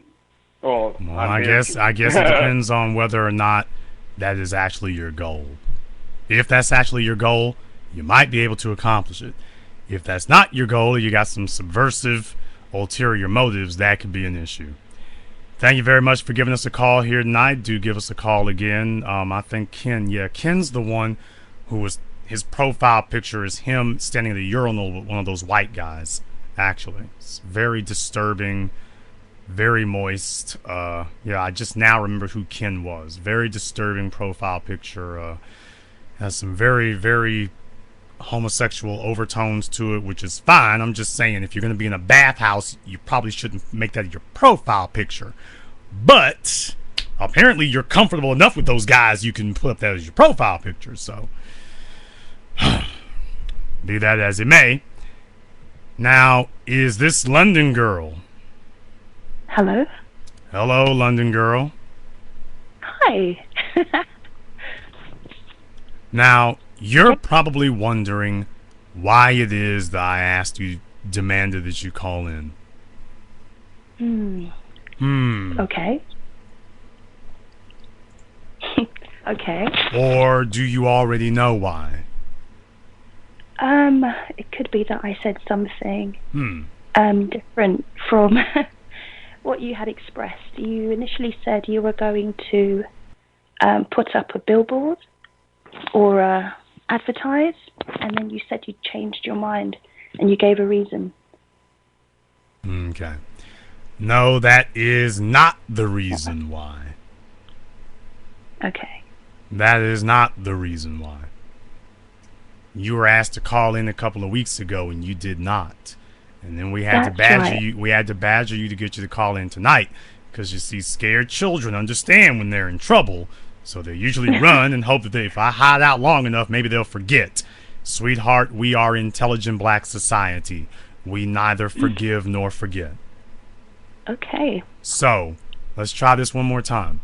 What's the reason that I had you call in tonight?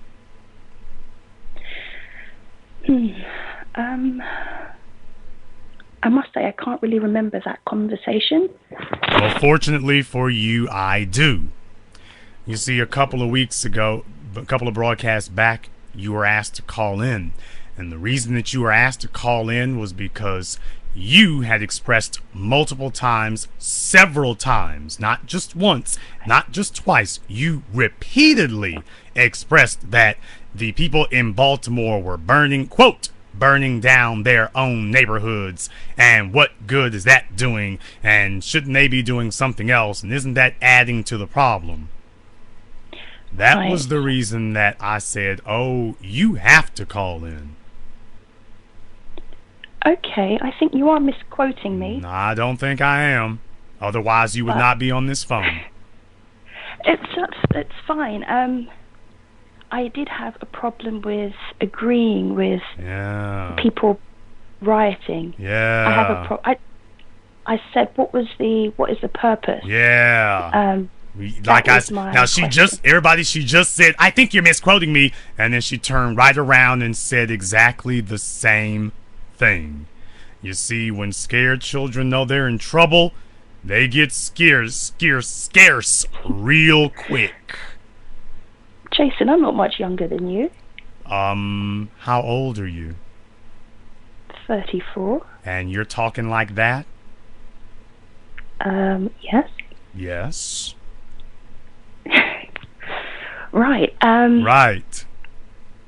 You had said that there has to be. I think you had what had you said? You said there was another way.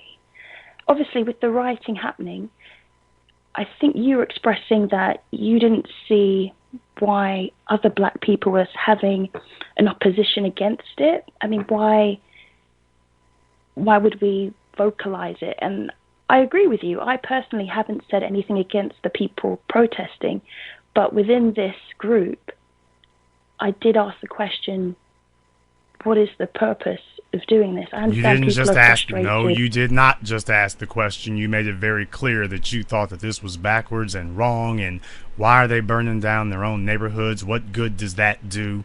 You would not be on this phone. Question. You would not be on this phone if you had simply asked something innocuous. At a black female at 34 years of age asking a question like that.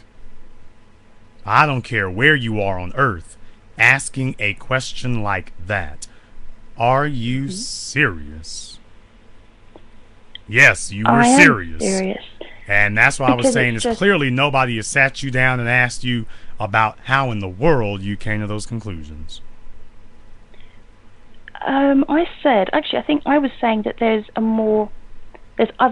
must be another way, and I think I said there was another way. Okay. If the point is to cause destruction and fear, or if it's just to sort of to cause a spectacle or to draw attention, I said I believe there's a more effective way.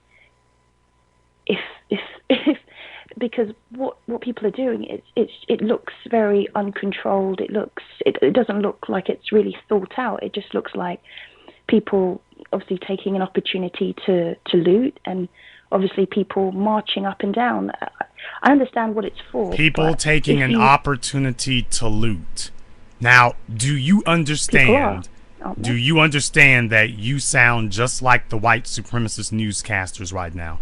You are repeating everything that they said. So what does that tell us? That tells us that you are not looking at the facts on the ground. You are not taking an objective observation of what you actually see. You are simply repeating their take on whatever it is that they said, but you are not actually looking at the facts on the ground. Is that not a fact? Is it not a fact that people stole from, I think it was the CVS store? Is that not a fact that people stole from the CVS? They burned the CVS down. Well, if it was a matter of simply breaking out some first of all, what can you steal from a CVS, ma'am? Tell me. Some tampons, some early pregnancy tests, some alcohol, some peroxide. Tell me, what of tremendous value do you have at a CVS pharmacy? Tell me. Because you see, I'm sitting here watching jackasses make editorial cartoons and liars and propagandists talking about people running off with flat screen TVs. Somebody out there, this is where white supremacy meets reality. Will someone please tell me which aisle or which section of CVS do they have the flat screen TVs in? They probably don't have it in there. Okay, but maybe they have CVS money? is a pharmacy, ma'am. It's a pharmacy. I know, I've been inside. Okay, will you tell me which aisle of CVS can you find the electronics in? Right, I don't believe it's sold there. Okay, which aisle of CVS can you find the Nikes and the Reeboks in? It's not sold there. Okay. Please tell me, what is the most expensive item that you could steal or buy at a CVS pharmacy? Tell me. Gosh, I couldn't say. Thank you. Now, this is what I meant. Couldn't really say. This is what I meant, because a few minutes ago you were trying to be indignant.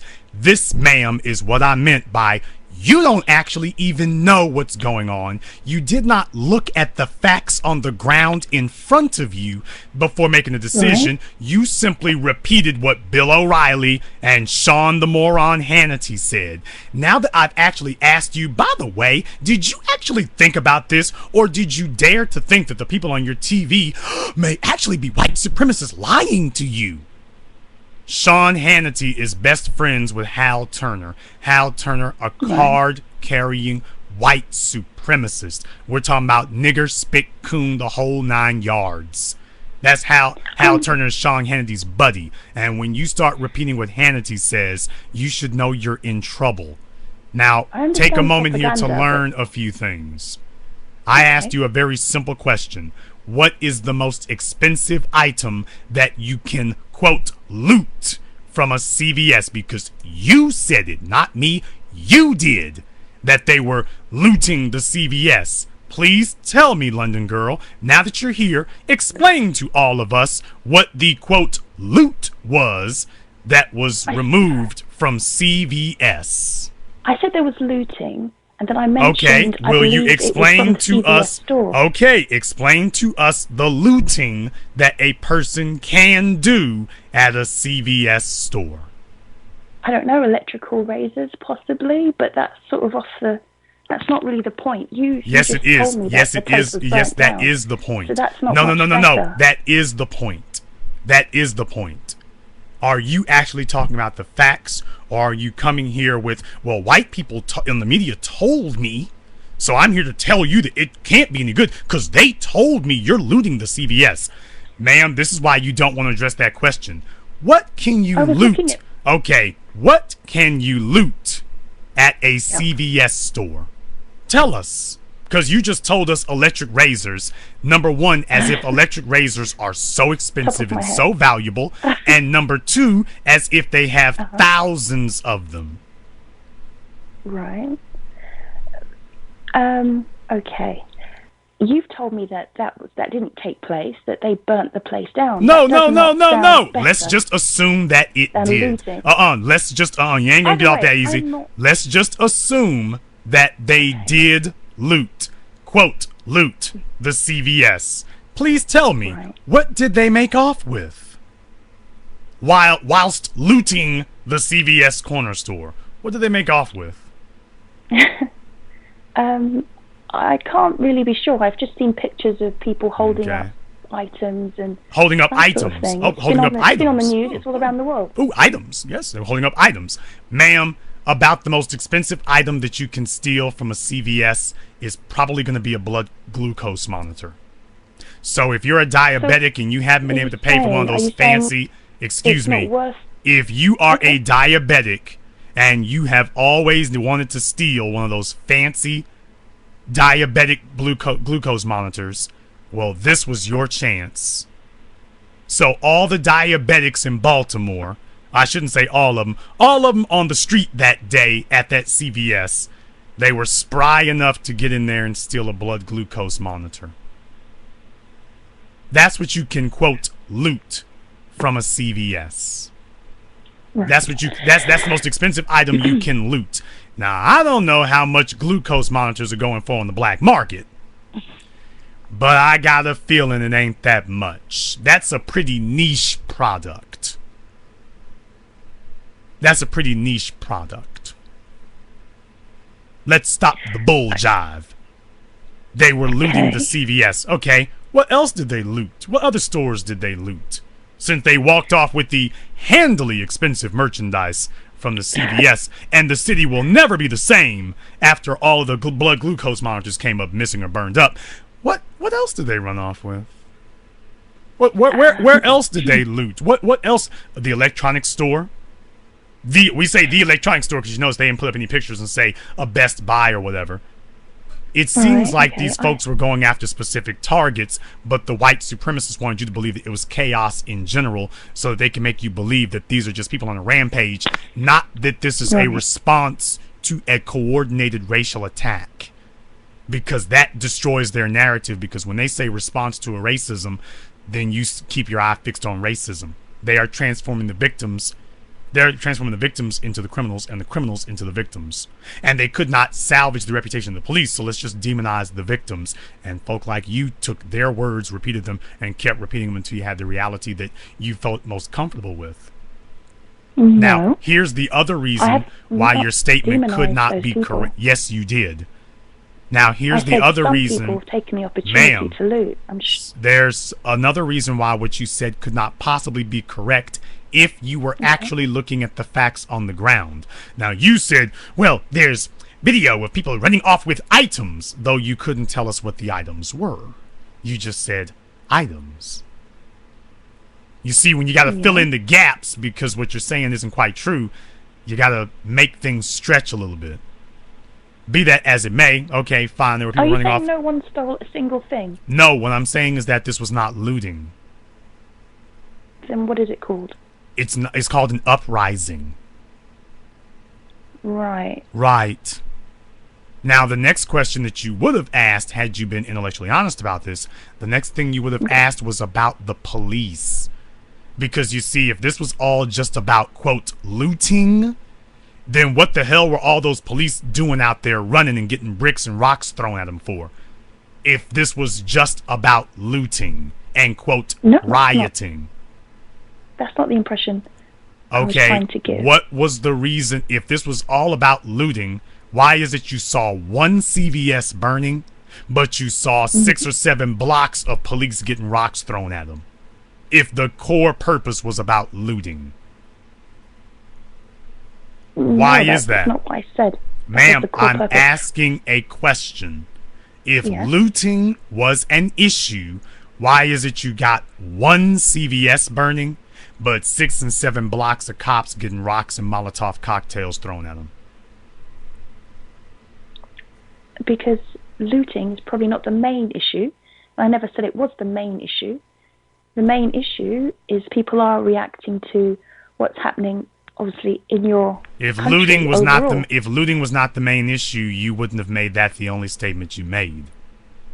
I've made that statement because that's what's going around the world. That's what's being shown. Well, you were the one repeating it. There. Okay, you were the one repeating it. So this isn't about what's shown around the world. This is about what you got out of it, because you were the one repeating that and asking that question. Right. You were not repeating what somebody else said. You were saying what you were thinking. What I've seen, what you're seeing, but what you're saying. Okay, what you saw were cops getting bricks thrown at them, and you didn't say nothing about that. All you talked about was the looting. I can talk about the actual response. Whoa, but you didn't. You're going to talk about it now that I said something, but when you were asked, you didn't say anything. There was a reason that I made the statement in the first place.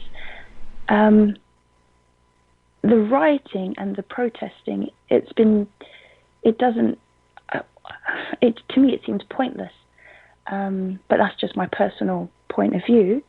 It does give you attention, but then it just plays into the whole stereotype of black people anyway, you know. Okay, define stereotype of black people anyway, because you're digging yourself deeper. I'm not digging a hole. Yeah, you really are. You're already in a hole, but you're making the hole digger. The first rule of being in a hole is to stop digging, and you are violating the first rule. But tell us tell us the stereotype that this plays into.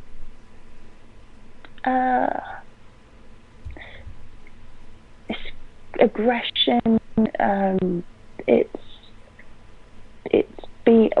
did mention the looting, which is theft, criminal damage. You see, there's videos of people breaking the police cars, smashing the cars, and it looks chaotic. It looks really bad. It doesn't look. If that's not what you're trying to put across, I mean, there is. Okay, tell us. Okay, you're rambling on here for a moment. Tell me the stereotype that was not already there. Because you're saying that it's playing into a stereotype. Tell me what stereotype it played into that was not already there, regardless of what we did. Thank you. No, you haven't broken new ground. Thank you.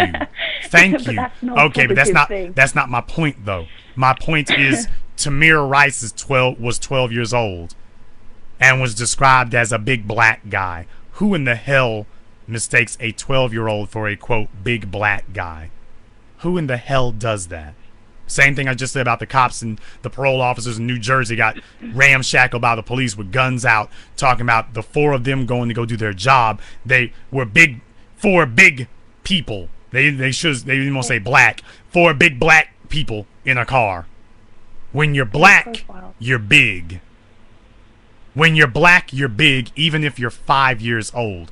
Well, he's a big 5-year-old. Trayvon Martin, same thing. He's a big black guy. He's a 17-year-old scrawny kid. Get the hell out of here. Walter Scott, he's aggressive. He's running. So tell me the stereotype that exists outside of the racist mind that already wants to believe it. So you're not reinforcing to say that it's reinforcing a stereotype is the same as saying that it's somehow converting people who don't already believe it. But it's not. Right. What about the rest of us? What about the rest of us? The impression you're giving to the rest of the world. Well, here's the problem. The rest of the world is white supremacist also. Or did you not know that? Did you, let me guess, were you one of these black people who was under the impression that, racism and white supremacy, that's just confined to the States. Outside of that, we don't have that problem around the rest of the world. Equal and egalitarian. Was that the impression that you had? Was that racism and white supremacy are isolated to the United States? Because that's what it sounds. Because that's the way you sound. No, I think the problem is a lot more. Obviously, you have more of a problem than probably anywhere else. But so you say that the white supremacist problem is worse in America than it is, quote, just about anywhere else. Yes, you have. So you do not believe that white supremacy is just as much of a problem in Britain as it is in America. Now, I'm just asking you to repeat it because you've already said it twice. You might as well go ahead and finish it all off and just say it. So you believe that white supremacy is less of a problem. Racism and police brutality are less of a problem in Britain than they are in Britain's sister country, America. I think we're more like cousins. But yes, you have more of a problem than we do in the UK.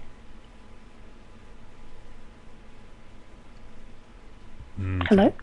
Ma'am, I'm just letting you sink. Sorry, just went quiet. I'm letting you go ahead and talk. Oh, that's fine. But the reason that I said there must be another way... Whoa! Back up. We'll come back to another way here in just a moment. Go ahead and explain to everybody why it's less of a problem where you are. Why? Your police carry guns quite often. I mean, with us, I think it's only a select members of the police force that do carry guns. We have less killings overall, less racial issues.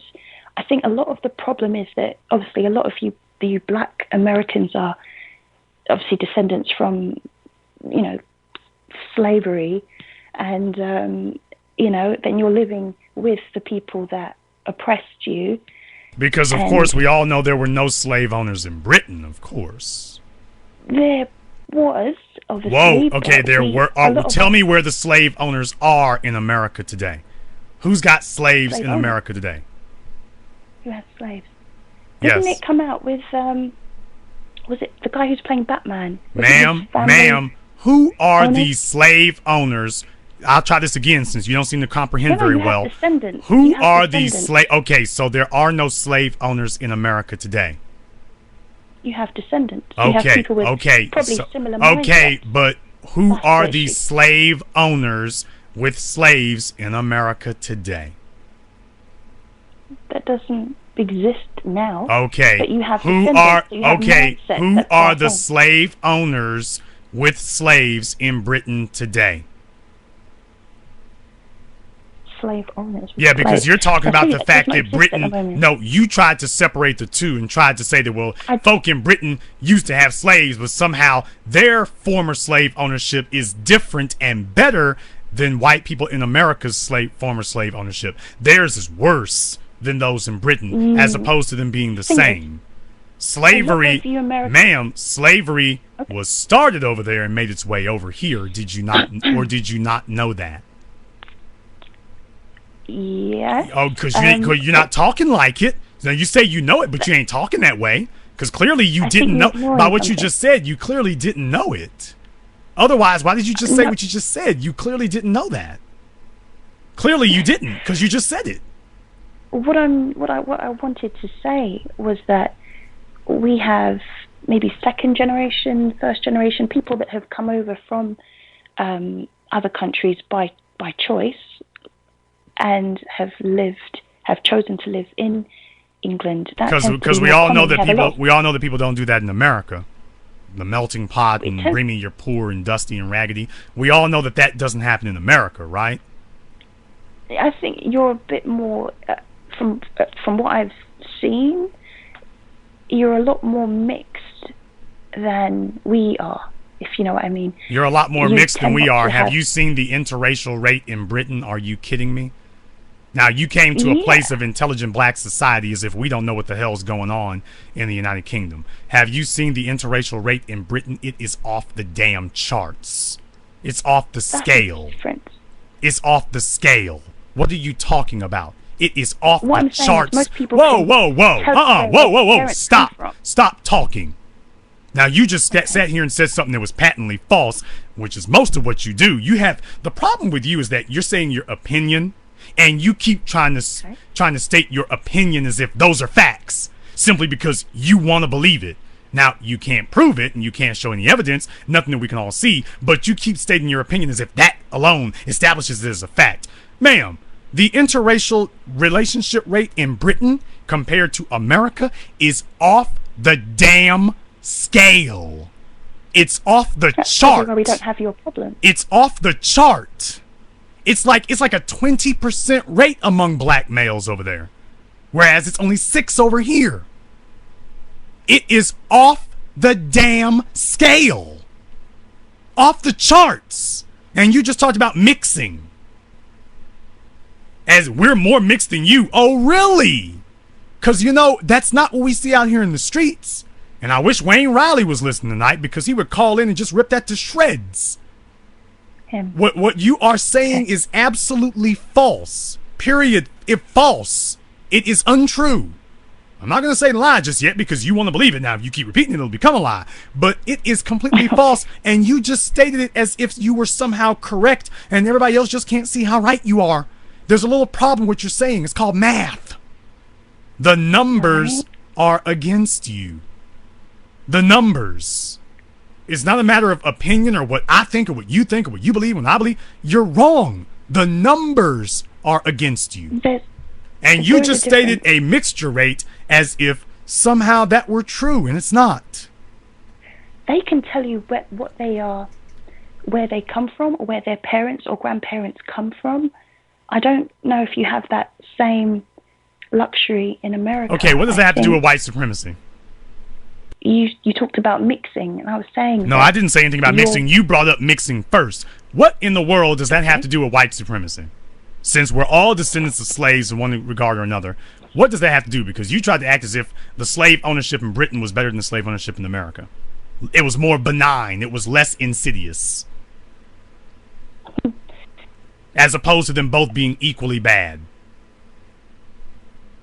Because you are sitting with your former slave masters over there, just like we are. Not really. I've my last name. I wasn't. I'm not descended from a slave, unfortunately. I don't know. Well, not fortunate. Actually, not unfortunately, but fortunately. How do you know that? Because I have a last name. You have a last name. We all have last names. Derived from an African. Okay, just because it came from Africa does not mean they were not slaves. Did you not know that? Or did you think, or did you, now because clearly you didn't know that slavery existed in Britain before America. You didn't know that. So it's only right to assume that you also apparently did not know that slavery existed in Africa. I'm talking about the white folk having slaves in Africa. Apparently, you need to go look up Rhodesia. You need to go look up David Livingstone. You need to go learn a lot. You need to go learn a whole. You said you need to go. You need to go look up a whole lot, because clearly you are completely and totally unknowledgeable about any of those things. Any of those things. Now, I got somebody who wanted to join the call here because he's badgering the hell out of me. Jason, what is it? Hey, what's going on, TBA? I need to address London Girl because, first of all, she is echoing the sentiments of a majority of black people. I have cousins and a whole bunch of family that still live there, and they echo the same thing she said. They all believe that, well, it's not as bad as, you know, over in England as you guys have it in America. And the first thing that comes out of their mouth is, well, your cops, you guys have guns. You guys have guns. That's why. And I don't, you know, the interracialism that goes on out there is ridiculous compared to here. The other thing that they claim why they feel that they're not affected by white supremacy in England is because they actually have laws, but the laws only state that you cannot use derogatory racial terms towards a person. Therefore, they can charge you with a crime. If you call somebody a nigger or if you call somebody a white bastard, that's in their mind, they feel, well, it's not as bad because they have actual laws that say that you cannot, you know, use yeah, exactly. You can't use a racial epithet towards somebody. And in their mind, they feel that, oh, it's not as bad because we don't have that here. But they don't understand that they still are affected by racism, white supremacy. They still have high unemployment rates within the black community. They don't own anything. They have a lot of Indians there that own stuff and a lot of Asians that own a lot of stuff, own business over there. There are very few black people out there that actually run things in England. So I don't know where they get it from because they think that, you know, England is very proper and they all talk proper so that they don't feel like nobody's calling them out of their name. So they think, oh, it's not as bad as you guys have it there in America. And they're completely wrong. completely I mean, wrong. because it depends on And- what and I'm it depends speaking on for what you Wayne. are gauging. It depends on what you're gauging as better. Because if you're as black people, we gauge quote unquote better as being our social access. As Dr. Claude Anderson said, we've made no progress except socially. Now, if that's the only thing that you're gauging, but socializing is an illusion. People who hate each other, they got whole TV shows about it, Clueless and everything else. People hate each other in white society, but they socialize with people that they can't stand. So including you in that does not bother them. The real issue here is not about your ability to socialize. The real issue here is who holds the power, wealth, and influence. Because if London Girl gets killed tonight by a white cop, what can black folk do about it? What are the chances that cop is going to get convicted? Now, if me and Jason go off and go kill a white girl, what are the chances that we will not be convicted? And that tells you how much control and power white supremacy has over you. The reason why we have more racial incidents among the police in America, the reason why we got more of them is because we don't bow and scrape as much as they do in the UK. Are you kidding? Ma'am, have you listened to your phone call? That's my answer. That's my response to what you just said. Have you listened to your phone call? Shot. You're being killed because you argue? Because I don't understand. You just have police that... Okay, here you've been listening to the news tell you that they're scared, they're afraid of what black folk are going to do. You show me one newspaper in London that's scared of what black folk are going to do over there. Name one. Show me one news outlet that is afraid of black people rising up in London. Tell me. Name one. Because as you said, we've made it all around the world with them saying that, hey, we don't get down like that. At the very least, we know how to burn down your stores and your houses. At the very least, we know how to do that. Show me where in Britain the press is saying that they're worried about black folk doing that. Is that something to be proud of? Ma'am, I didn't ask you that. I said show me. If we're going to talk about who these people are afraid of, white supremacy is not afraid of y'all because they have you all under complete... You have accepted the program. They got you completely under control as evidenced by your phone call. By evidence, by everything that you said. That is exactly the way they want all of us to be. And here's the killing thing about it. Here's the killing thing about it now. Here's the killing thing about it. Whoa. Here's the killing thing about this. You actually think that you are revolutionary. You actually think that everybody else around you is bowing down, but that you are above it. And that's the genius. That is the genius of how they have submitted you. Is that you are 100% submitted, 100% in submission, and you actually think that you're standing taller than everybody else. You have taken it hook, line, and sinker, and don't even know it. Welcome to the Matrix, a place where you think that you're the most upstanding person, and in reality, you are the least threat that there possibly is. So I should set something on fire. Starting with your mind. We have done it before. Yes, you've done it before in Tottenham.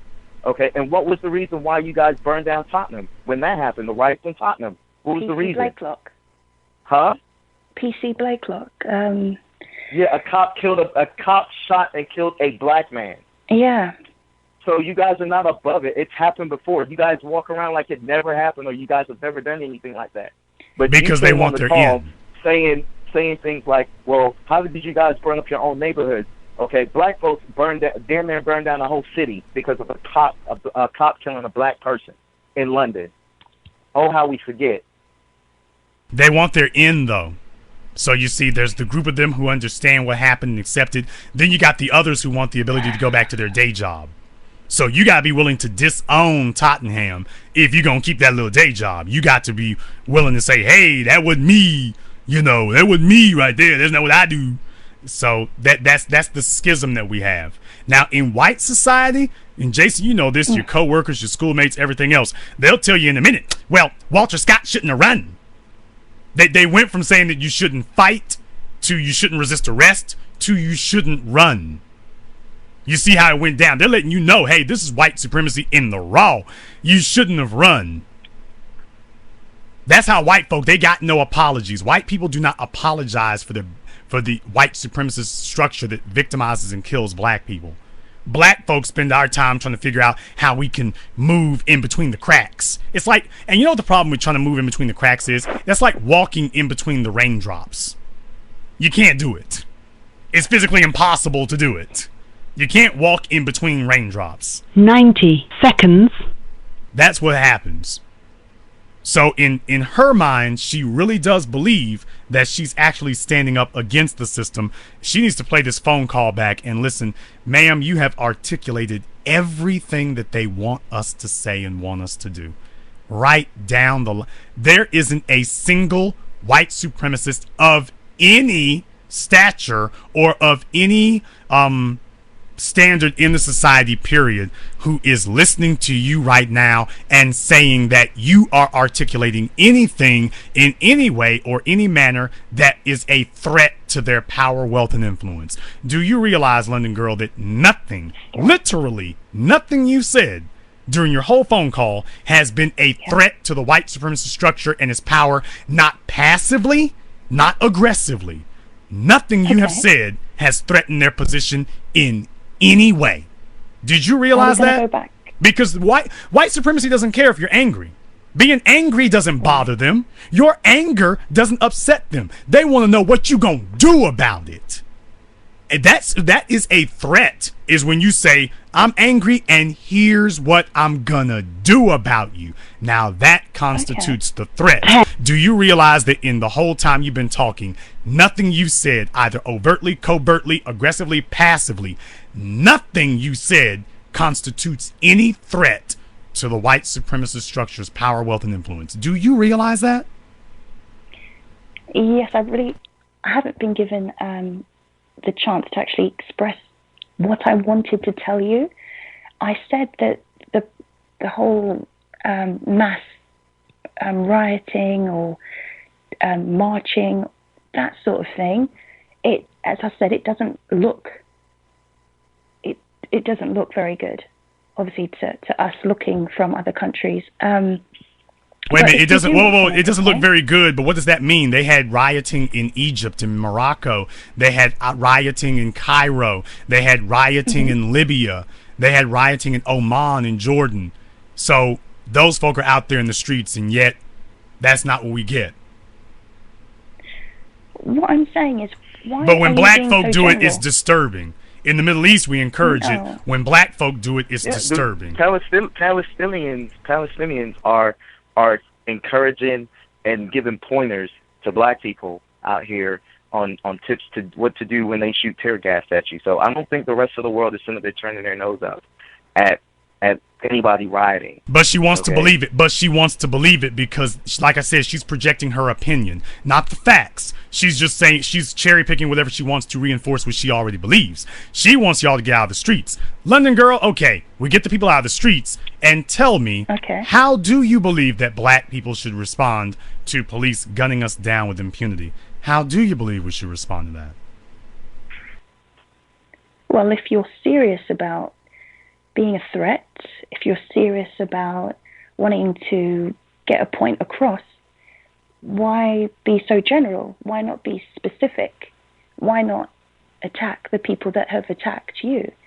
You know the people that are responsible, so why not attack them specifically? They were throwing rocks at police. They were throwing rocks at police. They were throwing rocks at police. You're misunderstanding what I'm saying.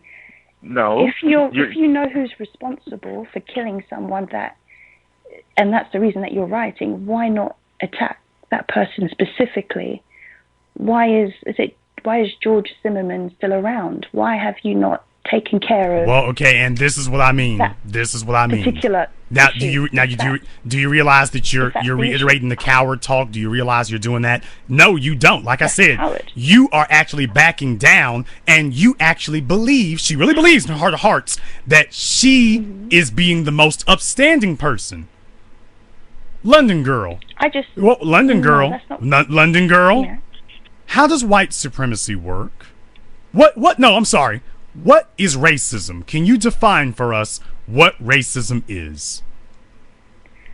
It is a system Oh, no, it can't be. Whoa, no. No, it can't be. That is wrong. No, racism cannot be a system. By virtue of what you just told us should be the response. It cannot be a system. It is a specific act by a specific person.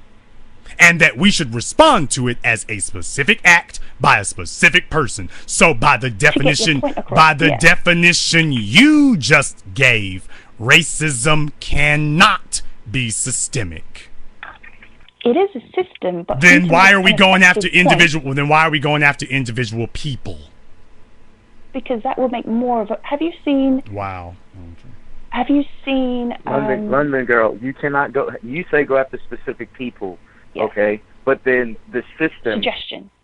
No, but the system is the one that let George Zimmerman go. Think about that for a second. The system allowed George Zimmerman to go. It ain't because, well, why is he still walking? The system allowed him to go. So what are we supposed to do? Just go ahead and take matters into our own hands and take out George Zimmerman? Are we supposed to take out all the other cops? We're supposed to take out Daniel Pentalio, okay, and specifically because the system. So let the system keep on doing what it's doing. Just pick off individual targets. That's what she's saying is let the system keep running like she just said yes, so she just answered you, Jason. She just said yes, that's what you do. Let the system keep running, and every time an incident happens, you play fire marshal and go put out individual fires. You don't stop. You don't stop. Excuse me, London girl, don't interrupt me again. Sorry. Because if you were so smart, you wouldn't be talking like you're talking right now. Now, what her suggestion is that we play Fire Marshal Bill. We don't stop the arsonist. We let the arsonist keep running wild and setting out fires, and we go chase fires. We do not chase arsonists. Because the fires are, of course, spontaneously breeding themselves. So we don't go after the arsonist who's setting the fires. We don't go after the cause of the fire. Our job is to put out fires. That's because you're a coward and you're scared of the arsonist. Not true. Well, the arsonist, he might he's got the ability to set this house on fire. He might set me on fire. So I'll just keep waiting until he burns down the house. I ain't gonna mess with that arsonist. What about black on black crime? We burn down our own neighborhoods. Shouldn't we be doing something else right here? Well, can't you just go after just one of them now? Yes, sir, Master Boss. Yes, sir. Yeah, I'm gonna be good now. Ain't no racisms over here. These are good white folks. Them's bad white folks. You see how it didn't take us long to get down that road. And I'm not beating up on you, London girl. I'm saying that clearly you've never thought this over because you're speaking from a ma'am, if you really thought this over, you would not be saying what you've been saying. Racism is a system. If you attack the people that attack you. Okay, but you just advocated not doing it. But you just advocated not doing that. You just said don't do it. You just said that. Riot indiscriminate. But they are not uprising indiscriminately, ma'am. Go ask the police who said we can't handle them. Bring in the National Guard. If it was the people went after the police. And the police said, we can't handle them. Bring in the National Guard. We can't handle it. Individuals aren't responsible. That doesn't make any sense. But the system is responsible. But the system is responsible. In your family, you go after that person. Okay, but the system is responsible. You don't start setting your house on fire. Okay. And showing people that you're angry. Okay, but you do not go after one person when they're a member of a gang. Yes, you do. You don't go after one person. Oh, ma'am. You don't go after one person when they're a member of a gang. If they're a gang, you go after the gang, not one person. You're a gutless coward if you are attacked by a gang and you just say, well, I'm just going to get that guy over there. You were attacked by a gang. You're showing them every time that you attack or kill a black person, there will be repercussions. Ma'am, that's not repercussions, though. I'll give you an example of how white supremacy works. Okay, today the police department the police officers that were charged filed a motion to have the prosecutor removed. Okay, that's one black person that they're going after. Okay, but to send a message to all of us. Okay, The police union backs the police officers. That's how the system works. Okay, the system always protects its own. But you're saying, okay, we're supposed to go after just the one individual that actually pulled the trigger, or the 6 individuals that actually killed, Freddie Gray. That's what you're saying. But the system does not work like that, because the system collectively, shields them and protects them. So I keep asking you, London girl, stop it. So it. what do you do to a system? What do you do to a system? Okay, that continuously lets those killers go. You're just supposed to just let the system. You're saying just continuously let the system run and let those who kill us. Well, you can focus your energy going after one person, and the hell with the system. Let the system just keep doing what it's doing. So no, that's not. That's Jason what you did Jason say. has, no. What I'm saying, I said there's multiple ways of attack. Okay, there's strategy. You only raised one. Okay, you only said one. You this said the most worthless one of them all, which is go after the killers. Let it out. Jason you has already the let it long-term out. plan of obviously economic progression. So, and obviously using your money to get into politics to actually affect change. Okay, that's a long-term plan. You're not going to make a difference in a short space of time. And yes, unfortunately, you are a bit screwed with your system because they're in charge. You're not. That's that. Now you say with our system as if we're the one you're in over there is any different. You act as if the incarceration rate for black folk in Britain is any different. We're not being shot at the rates that you are. Ma'am, you act as if the incarceration rate for black folk in Britain is different than America. You talk as if it's somehow different. Rate of incarceration. Those are people committing crimes, right? Right. Okay, sure. Okay. So you're saying that the black folk being arrested excuse me, ma'am, you said the black folk being arrested in Britain are the ones who are committing crimes. And doing time? Majority of them. The majority of black men in Britain are in jail for committing a crime. What percentage of the British population are black people? I couldn't tell you exactly. Yeah, you're not very good with facts and numbers. This phone call has clearly established that you're not very good with facts and numbers. I'm the guy from the boonies in Louisiana, 7%. I know your population in Britain and you don't. And I'm from Shreveport, Louisiana, which is as far from Britain as you can get without being on Mars. And I know your black population in Britain, and you just told us that you don't actually know anything about it. This broadcast is going to have people from Britain falling out of their chairs when they hear this. By the way, now, Papa just asked a very good question in the chat room. He just asked a very good question in the chat room. Are you in an interracial relationship? Tell the truth. You asked me? Are you in an interracial relationship, London girl? No, but who asked me? Man, no, I'm asking you. Oh, no. Are you sure? Yeah. Because you sound like you trying to play it safe to defend your position with somebody. And I'm saying just tell the truth, he'll live with it. What would that She literally sat here. Now she just said, what would that mean? I just explained to you what it would mean, and then you came back asking what would it mean. I just explained it to you. Did you not understand English? I literally just explained it to you. I literally just said what it meant. I literally just did. Someone said something. I said it. Hey, I said it. I said it. I asked the question and you responded. Okay. No, that's not the case. Yeah, it's starting to seem that way. Now, in any case, you literally just sat here and said that black folk being arrested in Britain, well, that's because they committed a crime.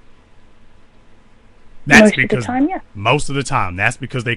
So it's not because black people are 7% of the population, and yet are disproportionately arrested. So what you're saying is that black people in Britain are just more criminal than everybody else.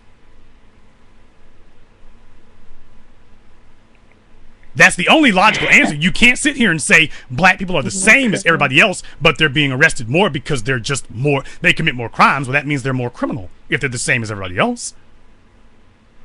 It's because you just said it's not the system. It's not that the system is targeting black people. They're just more criminal. Not a target so much as a situation. So you're saying that black people are not. So you're saying that black people are not targeted by the system in Britain. They're not targeted for being black. Not so much. Jason, really. whoa, slow down, Jason. I really couldn't say that. Let her answer. No, I couldn't say that. So you're saying that you? I want to make sure you said you. No, I can't say that black people are actually being targeted by the system. Not really. We're in a similar situation with as you, because obviously most people who have ownership of businesses aren't black. So we are progressing, but we're not where we should be. You can name any crime that you want to in Britain, from murder to stealing a cigarette, and black people are twice as likely to be arrested and convicted than the equal number of whites arrested for the same thing. You get 100 black men arrested for stealing a stereo, you get 100 white men arrested for stealing a stereo. The white men will be let go at twice the rate of the black men. The black men will be convicted and incarcerated at twice the rate of the white men. And you are saying that that is not a proof of a system that targets black people, even though the black people are only 7% of the population. You've just said yourself, if a person ends up committing a crime, then Ma'am, you expect whoa. I don't need an explanation. I don't need an explanation. I'm saying that you are telling me that 7% of the population being convicted twice as much as the 70% of the population is not proof of them targeting that 70%.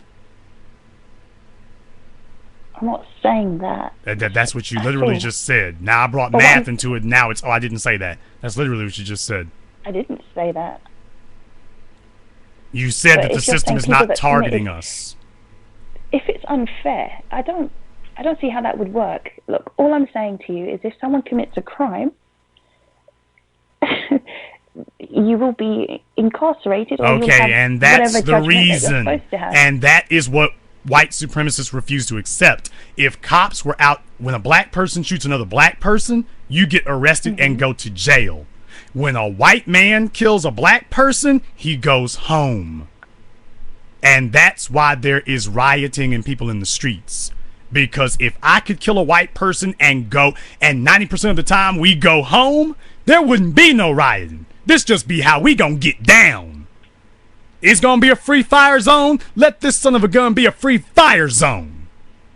But when you set up a system that says we are systematically, in an organized fashion, exterminating you people, now it's going to be rioting in the streets. And furthermore, black folk were not burning down their own neighborhoods. They were burning down the properties owned by non-black people. But you didn't know that because you and Sean Hannity are such good friends. Tariq Nasheed hung out there for 2 days taking video all over the place showing white business over here got burned. Black business directly next door to it sitting just fine. But this doesn't reinforce what you want to believe. You want to believe that these people are somehow responsible for it themselves. You want to believe, well, can't we just negotiate with our killers? Can't we find a nicer way? Can't we find some way to tiptoe around it? Understand something, brothers and sisters. We need everything. We need the politicians. We need the doctors. We need the lawyers. We need the soldiers. We need the rioters. We need everybody. We need the whole 9 yards. So that if we got to come out with it, we can come out with it or don't come out. But we need everything. We need everything to be on the table. Do you know this? And Jason is former military, and he's heard every president that he's ever served under in 20 years. Jason, didn't they all say the same thing about nuclear weapons? They want the rest of the world to disarm. But when you ask every president since Bill Clinton, they have said, oh no, we need these as a reliable deterrent. Not a single American president has ever, when they talk about how to respond to 9/11, Jason, you were in the military. What did President George Bush say? He said that when they said we wouldn't use nuclear weapons, you remember it like I did, that he said everything is on the table. It's on the table. Everything. He didn't rule nothing out. So what he's saying is, we got them back there, now we sitting on them. You better hope our ass cheeks stay on them, because if we stand up, it's going to be on. But don't ever tell yourself that we are above doing this. We taught you Hiroshima and Nagasaki. Don't ever believe we can't bring you in for a remedial course. Don't ever believe we won't do it. We came to your courthouse with our lawyers, not our Molotov cocktails. But don't ever tell yourself that we wouldn't do it. Don't ever tell yourself that couldn't happen. Now, if your courts do what they're supposed to do, well, we don't have to show it with nothing. But if you tell yourself that you will use your courts as an extermination mechanism for a group of people, don't ever tell yourself that we won't stand up to it. But you're not making a difference. Says London girl who says that there is no targeting of black people. It's like a tantrum. You make noise, you cause destruction, and then you go back home. The real issue is that they've shown that they can be mobilized. So the next step is taking that mobilization and pointing it in a positive direction. Now they've shown they'll get out there in the streets. We got out there in the streets in Ferguson with folk like you talking the same way, by the way. But now you've got 3 city councilmen where you only had 1. We have 3 black. Half the city council is now black, where before it was only 1 out of 6. Now we accomplished that. We accomplished. Whoa! That's a long-term goal. Okay, but would we be there if we hadn't rioted first? No. Thank you. If you had sense, you would. Jason, I want to throw something out on the table. To be blatantly honest with you, I think that if people in Cleveland would have turned up and tore Cleveland up, something would have been happening with Tamir Rice. Because up until now, Tamir Rice still hasn't been buried, and they're dragging their feet with the investigation because nobody did anything in Cleveland. Who is talking about bringing a major convention to Baltimore now? Who is talking about doing any major events in Baltimore? They're saying, hey, we can't really fool with y'all like that until you get this police brutality problem under control. Same thing with Trayvon Martin. Who's going to come there as long as the story is your racism problem? Who's going to come there for that? So if nothing else, rioting does put that on the front burner. You can't show me any lawsuits that's done that. Not a single one. You can't show me no protesting. You can't show me anything that's done that. When you show people that, hey, fires is burning.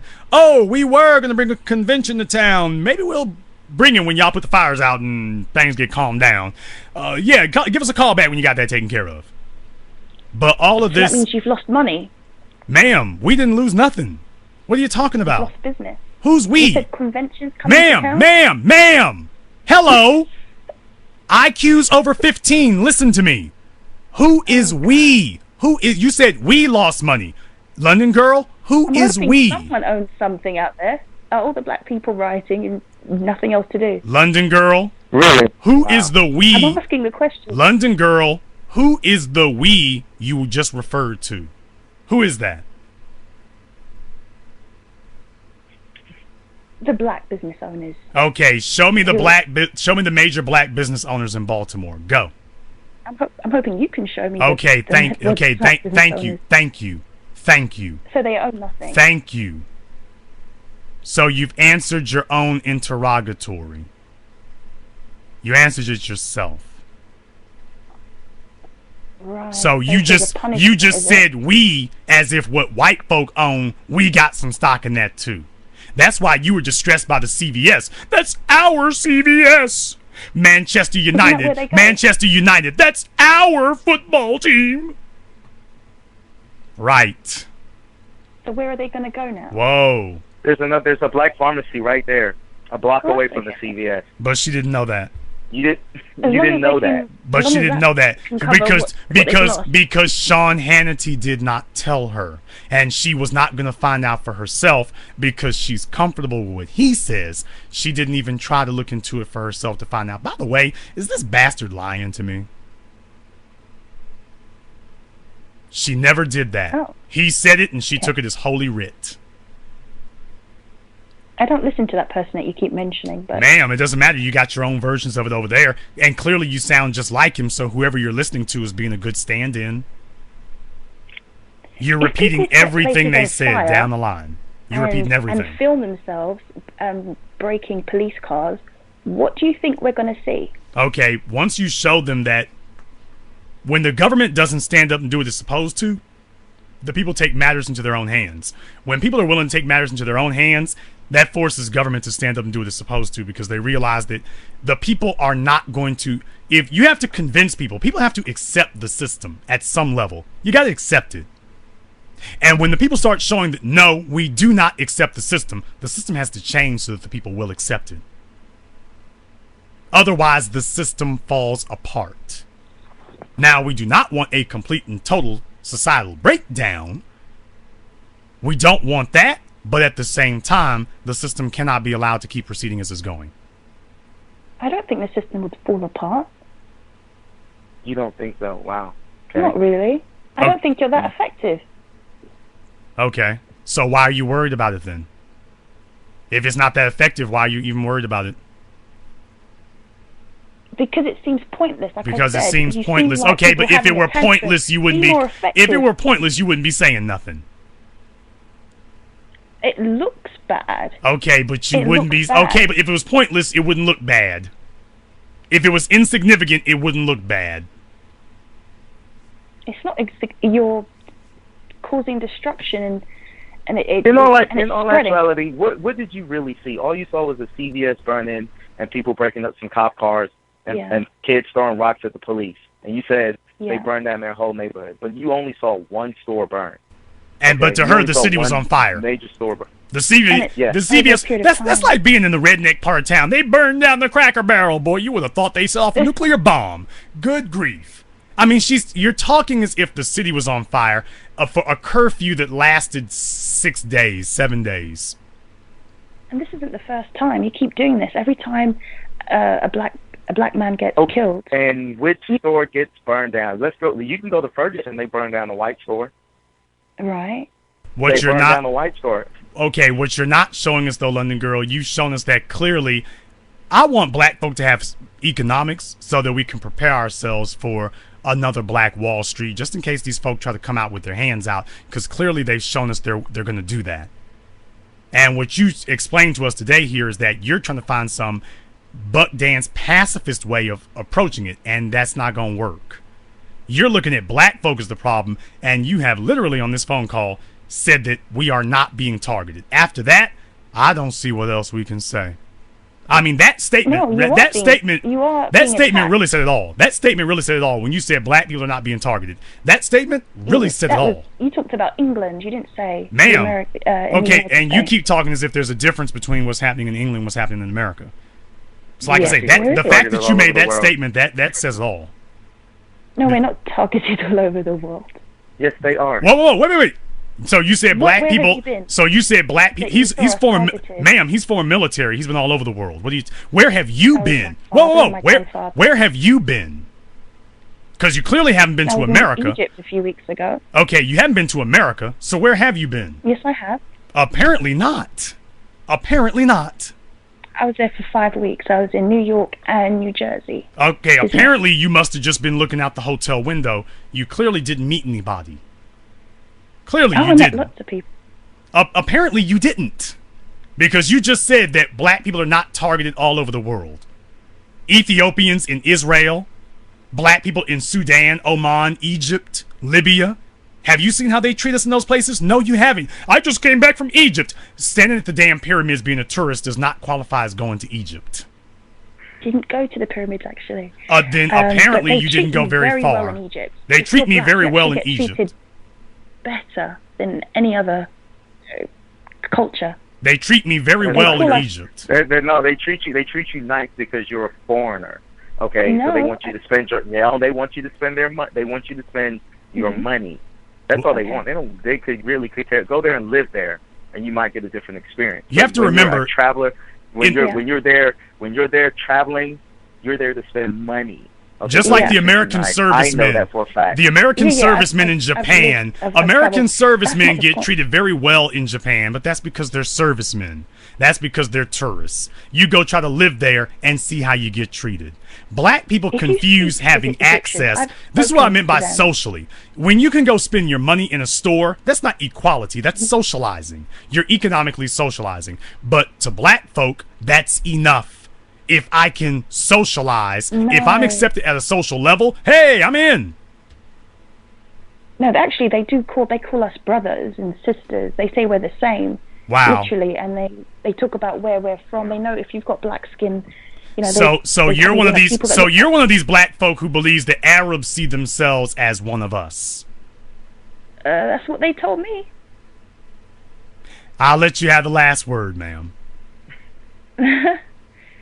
That's exactly what I have the friends on Facebook, and that's what they express. So your all the Facebook, time. now she's telling the truth. Well, it wasn't anybody actually in Egypt. I got some Facebook friends, and they told me that on Once you come back Facebook. from holiday, you obviously reconnect with people that you met. Okay, So you go the take your business ass to people- Cairo and see how many brothers and sisters you got there.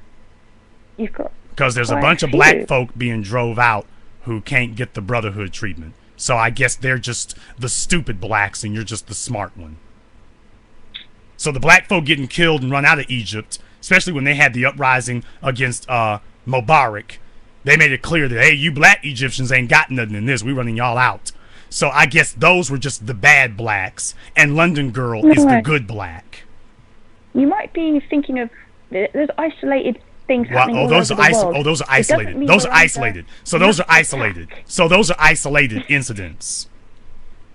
Those people were not I just wonder about how targeted. you think sometimes, because is it that you really do see us under some sort of huge attack? We're the most important rodent that there is on the planet that people are trying to get rid of, or is it that you're trying? You really can't think this way. Yeah, so what you're saying is that you do not believe that not on that black level. people, you do not believe that there's a worldwide war against the existence of black people. No, not at all. Not from traveling, not from what I've seen, Okay. not from people I've met, Okay. not from living. Okay, Not that's from living. You know what? That's In fine, America, ma'am. I got limited Please. amount of time. You've explained everything there. all I can say is if you live in I America, think that please says it leave. all. But And have- definitely, Jason, thank you very much for checking in here, brother. You, like I say, she just said it that there is no worldwide movement against black people. We are not being targeted because she wears a bra and has ovaries. She goes to a foreign country and they didn't call me nigger, so hey, everything is fine. Brother, we can't make this up. Thank you very much for calling us here tonight. Let me grab a couple other phone calls here. I'm going to try to run through these really quickly if I can. Caller 347, you're on live with the Black Channel. We got a limited amount of time. Hello? Yes, you're on live. Please wake up. Yes, I get a chance to actually speak to you. Ma'am, we got a limited heard a amount of couple time of- here. Please don't dance. What's your name? Where you calling from? Well, I guess I should call back because I really wanted to have a longer conversation with you. Okay. Well, definitely give us a call back here. Because I asked her name and she don't know. Caller from 219, you're on live with the Black Channel. Okay, caller from 219 is doing mollies. Let's let them go. Caller from 631, you're on live with the Black Channel. Hello? Yes, you're on. Anybody else from 631? Oh. Hello, hi, Jason. This is Anthony Hilton, Anthony from where? Long Island. Okay, what's on your mind? Make it quick. Okay, I just wanted to say to the last caller that just sounded ridiculous. Every last word that came out of her mouth was just crazy. It was just contradicting itself. And one more thing, I was at a Dodge dealership. I was getting my car serviced, and we were watching. It was on live. We seen the Baltimore woman who said that she was going to indict these 6 officers. And the guy basically said, "Oh, why would he run?" That was his best excuse as to why he got killed. Was why did he run? I was just so upset, but I calmed down and I just realized, this is how they think, and they're gonna. What he's think like telling that you is regardless that of what how he's nice telling you you is are. that this is justified in his mind. That's the way white supremacists speak. White supremacists white racists, they know that there is no killing of a black person that they don't approve of. There is no killing that they don't approve of. So the trick is that you just want them to expose themselves. There are no circumstances, none whatsoever, under which a white supremacist is going to condemn the killing of a black person. None. So what you do is you have to pull out a case that puts them in a pathetic situation where they say something really heinous, but he's not going to say, I approve of killing him. He's going to say, well, you wouldn't have gotten killed if you had just done X, Y, Z. And even like Oscar Grant was completely handcuffed. Oh, well, his killing was an accident. It doesn't matter the circumstances. They are expressing to you that they are at war with you. But he's not going to come. Black people are waiting for white supremacy to come out with a We Hate Niggers Act. The national We Want to Lynch Niggers from Every Street Corner Act. It ain't going to happen. They are never going to come out with a national law or bill that says we hate niggers. And they've learned that as long as they don't call us nigger and don't bring out a noose, we are actually stupid enough to sit there and argue with them. They understand that. And what we need to understand is stop the bull crap and stop trying to argue with these people. As soon as they identify themselves, you mark them. Now, the difference is that we work at their companies and go to their schools, so we don't have the ability to punish them when they do things like that. Now, if we did have it, we could go beyond just identifying, marking. We could go to the next phase, which is punishing.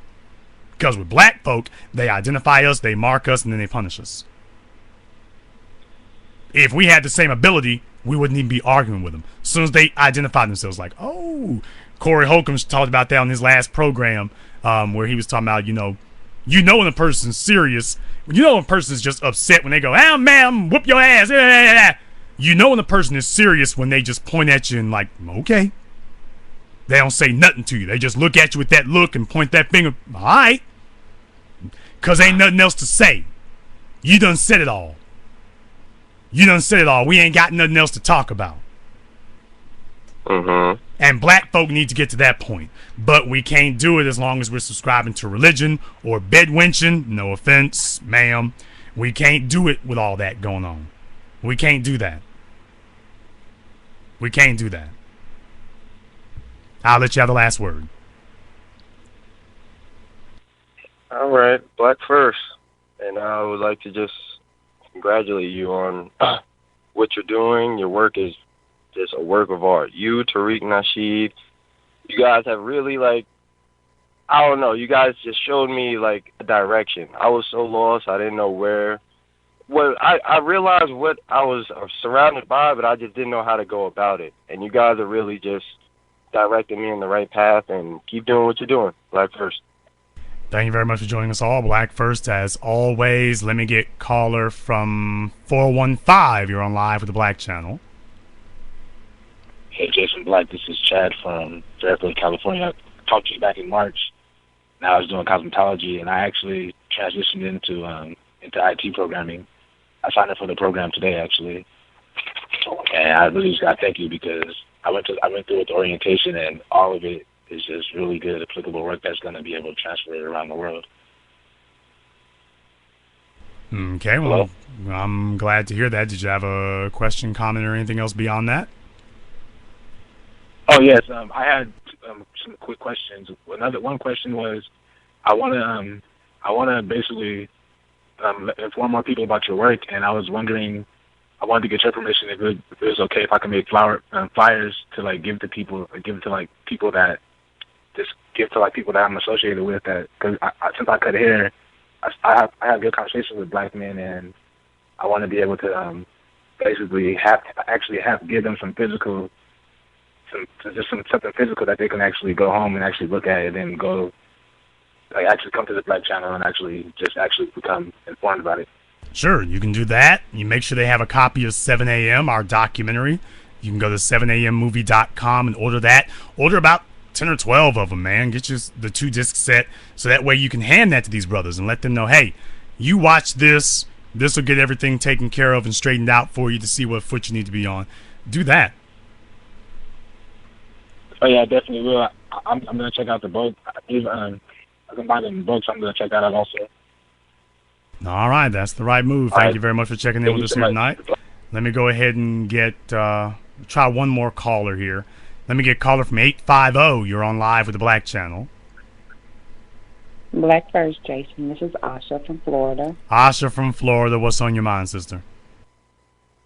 Well, it was a bunch on my mind to that last call, and now I just don't even know where to start. So, and then you don't have that much time, so I don't. Well, I like I said, the thing's probably going to cut us off here. It's kind of unexpected now. They didn't change stuff up, but I'll let you be the last caller so you can say whatever you want to say. Well, I don't know. The girl is delusional. She's in the chat room still talking like I just asked. She said she never said we were better, just not as affected, but I want to know how, because she is. So I just don't understand her reasoning. And no, she's already said, look, I mean, it's just like dealing with the white supremacists. They're not going to come out and tell you. Now, she came close, but when she told you that black people are not targeted worldwide, she just told you, hey, there's some isolated incidents, but there's no system of white supremacy in place. I mean, she just sat here and said it.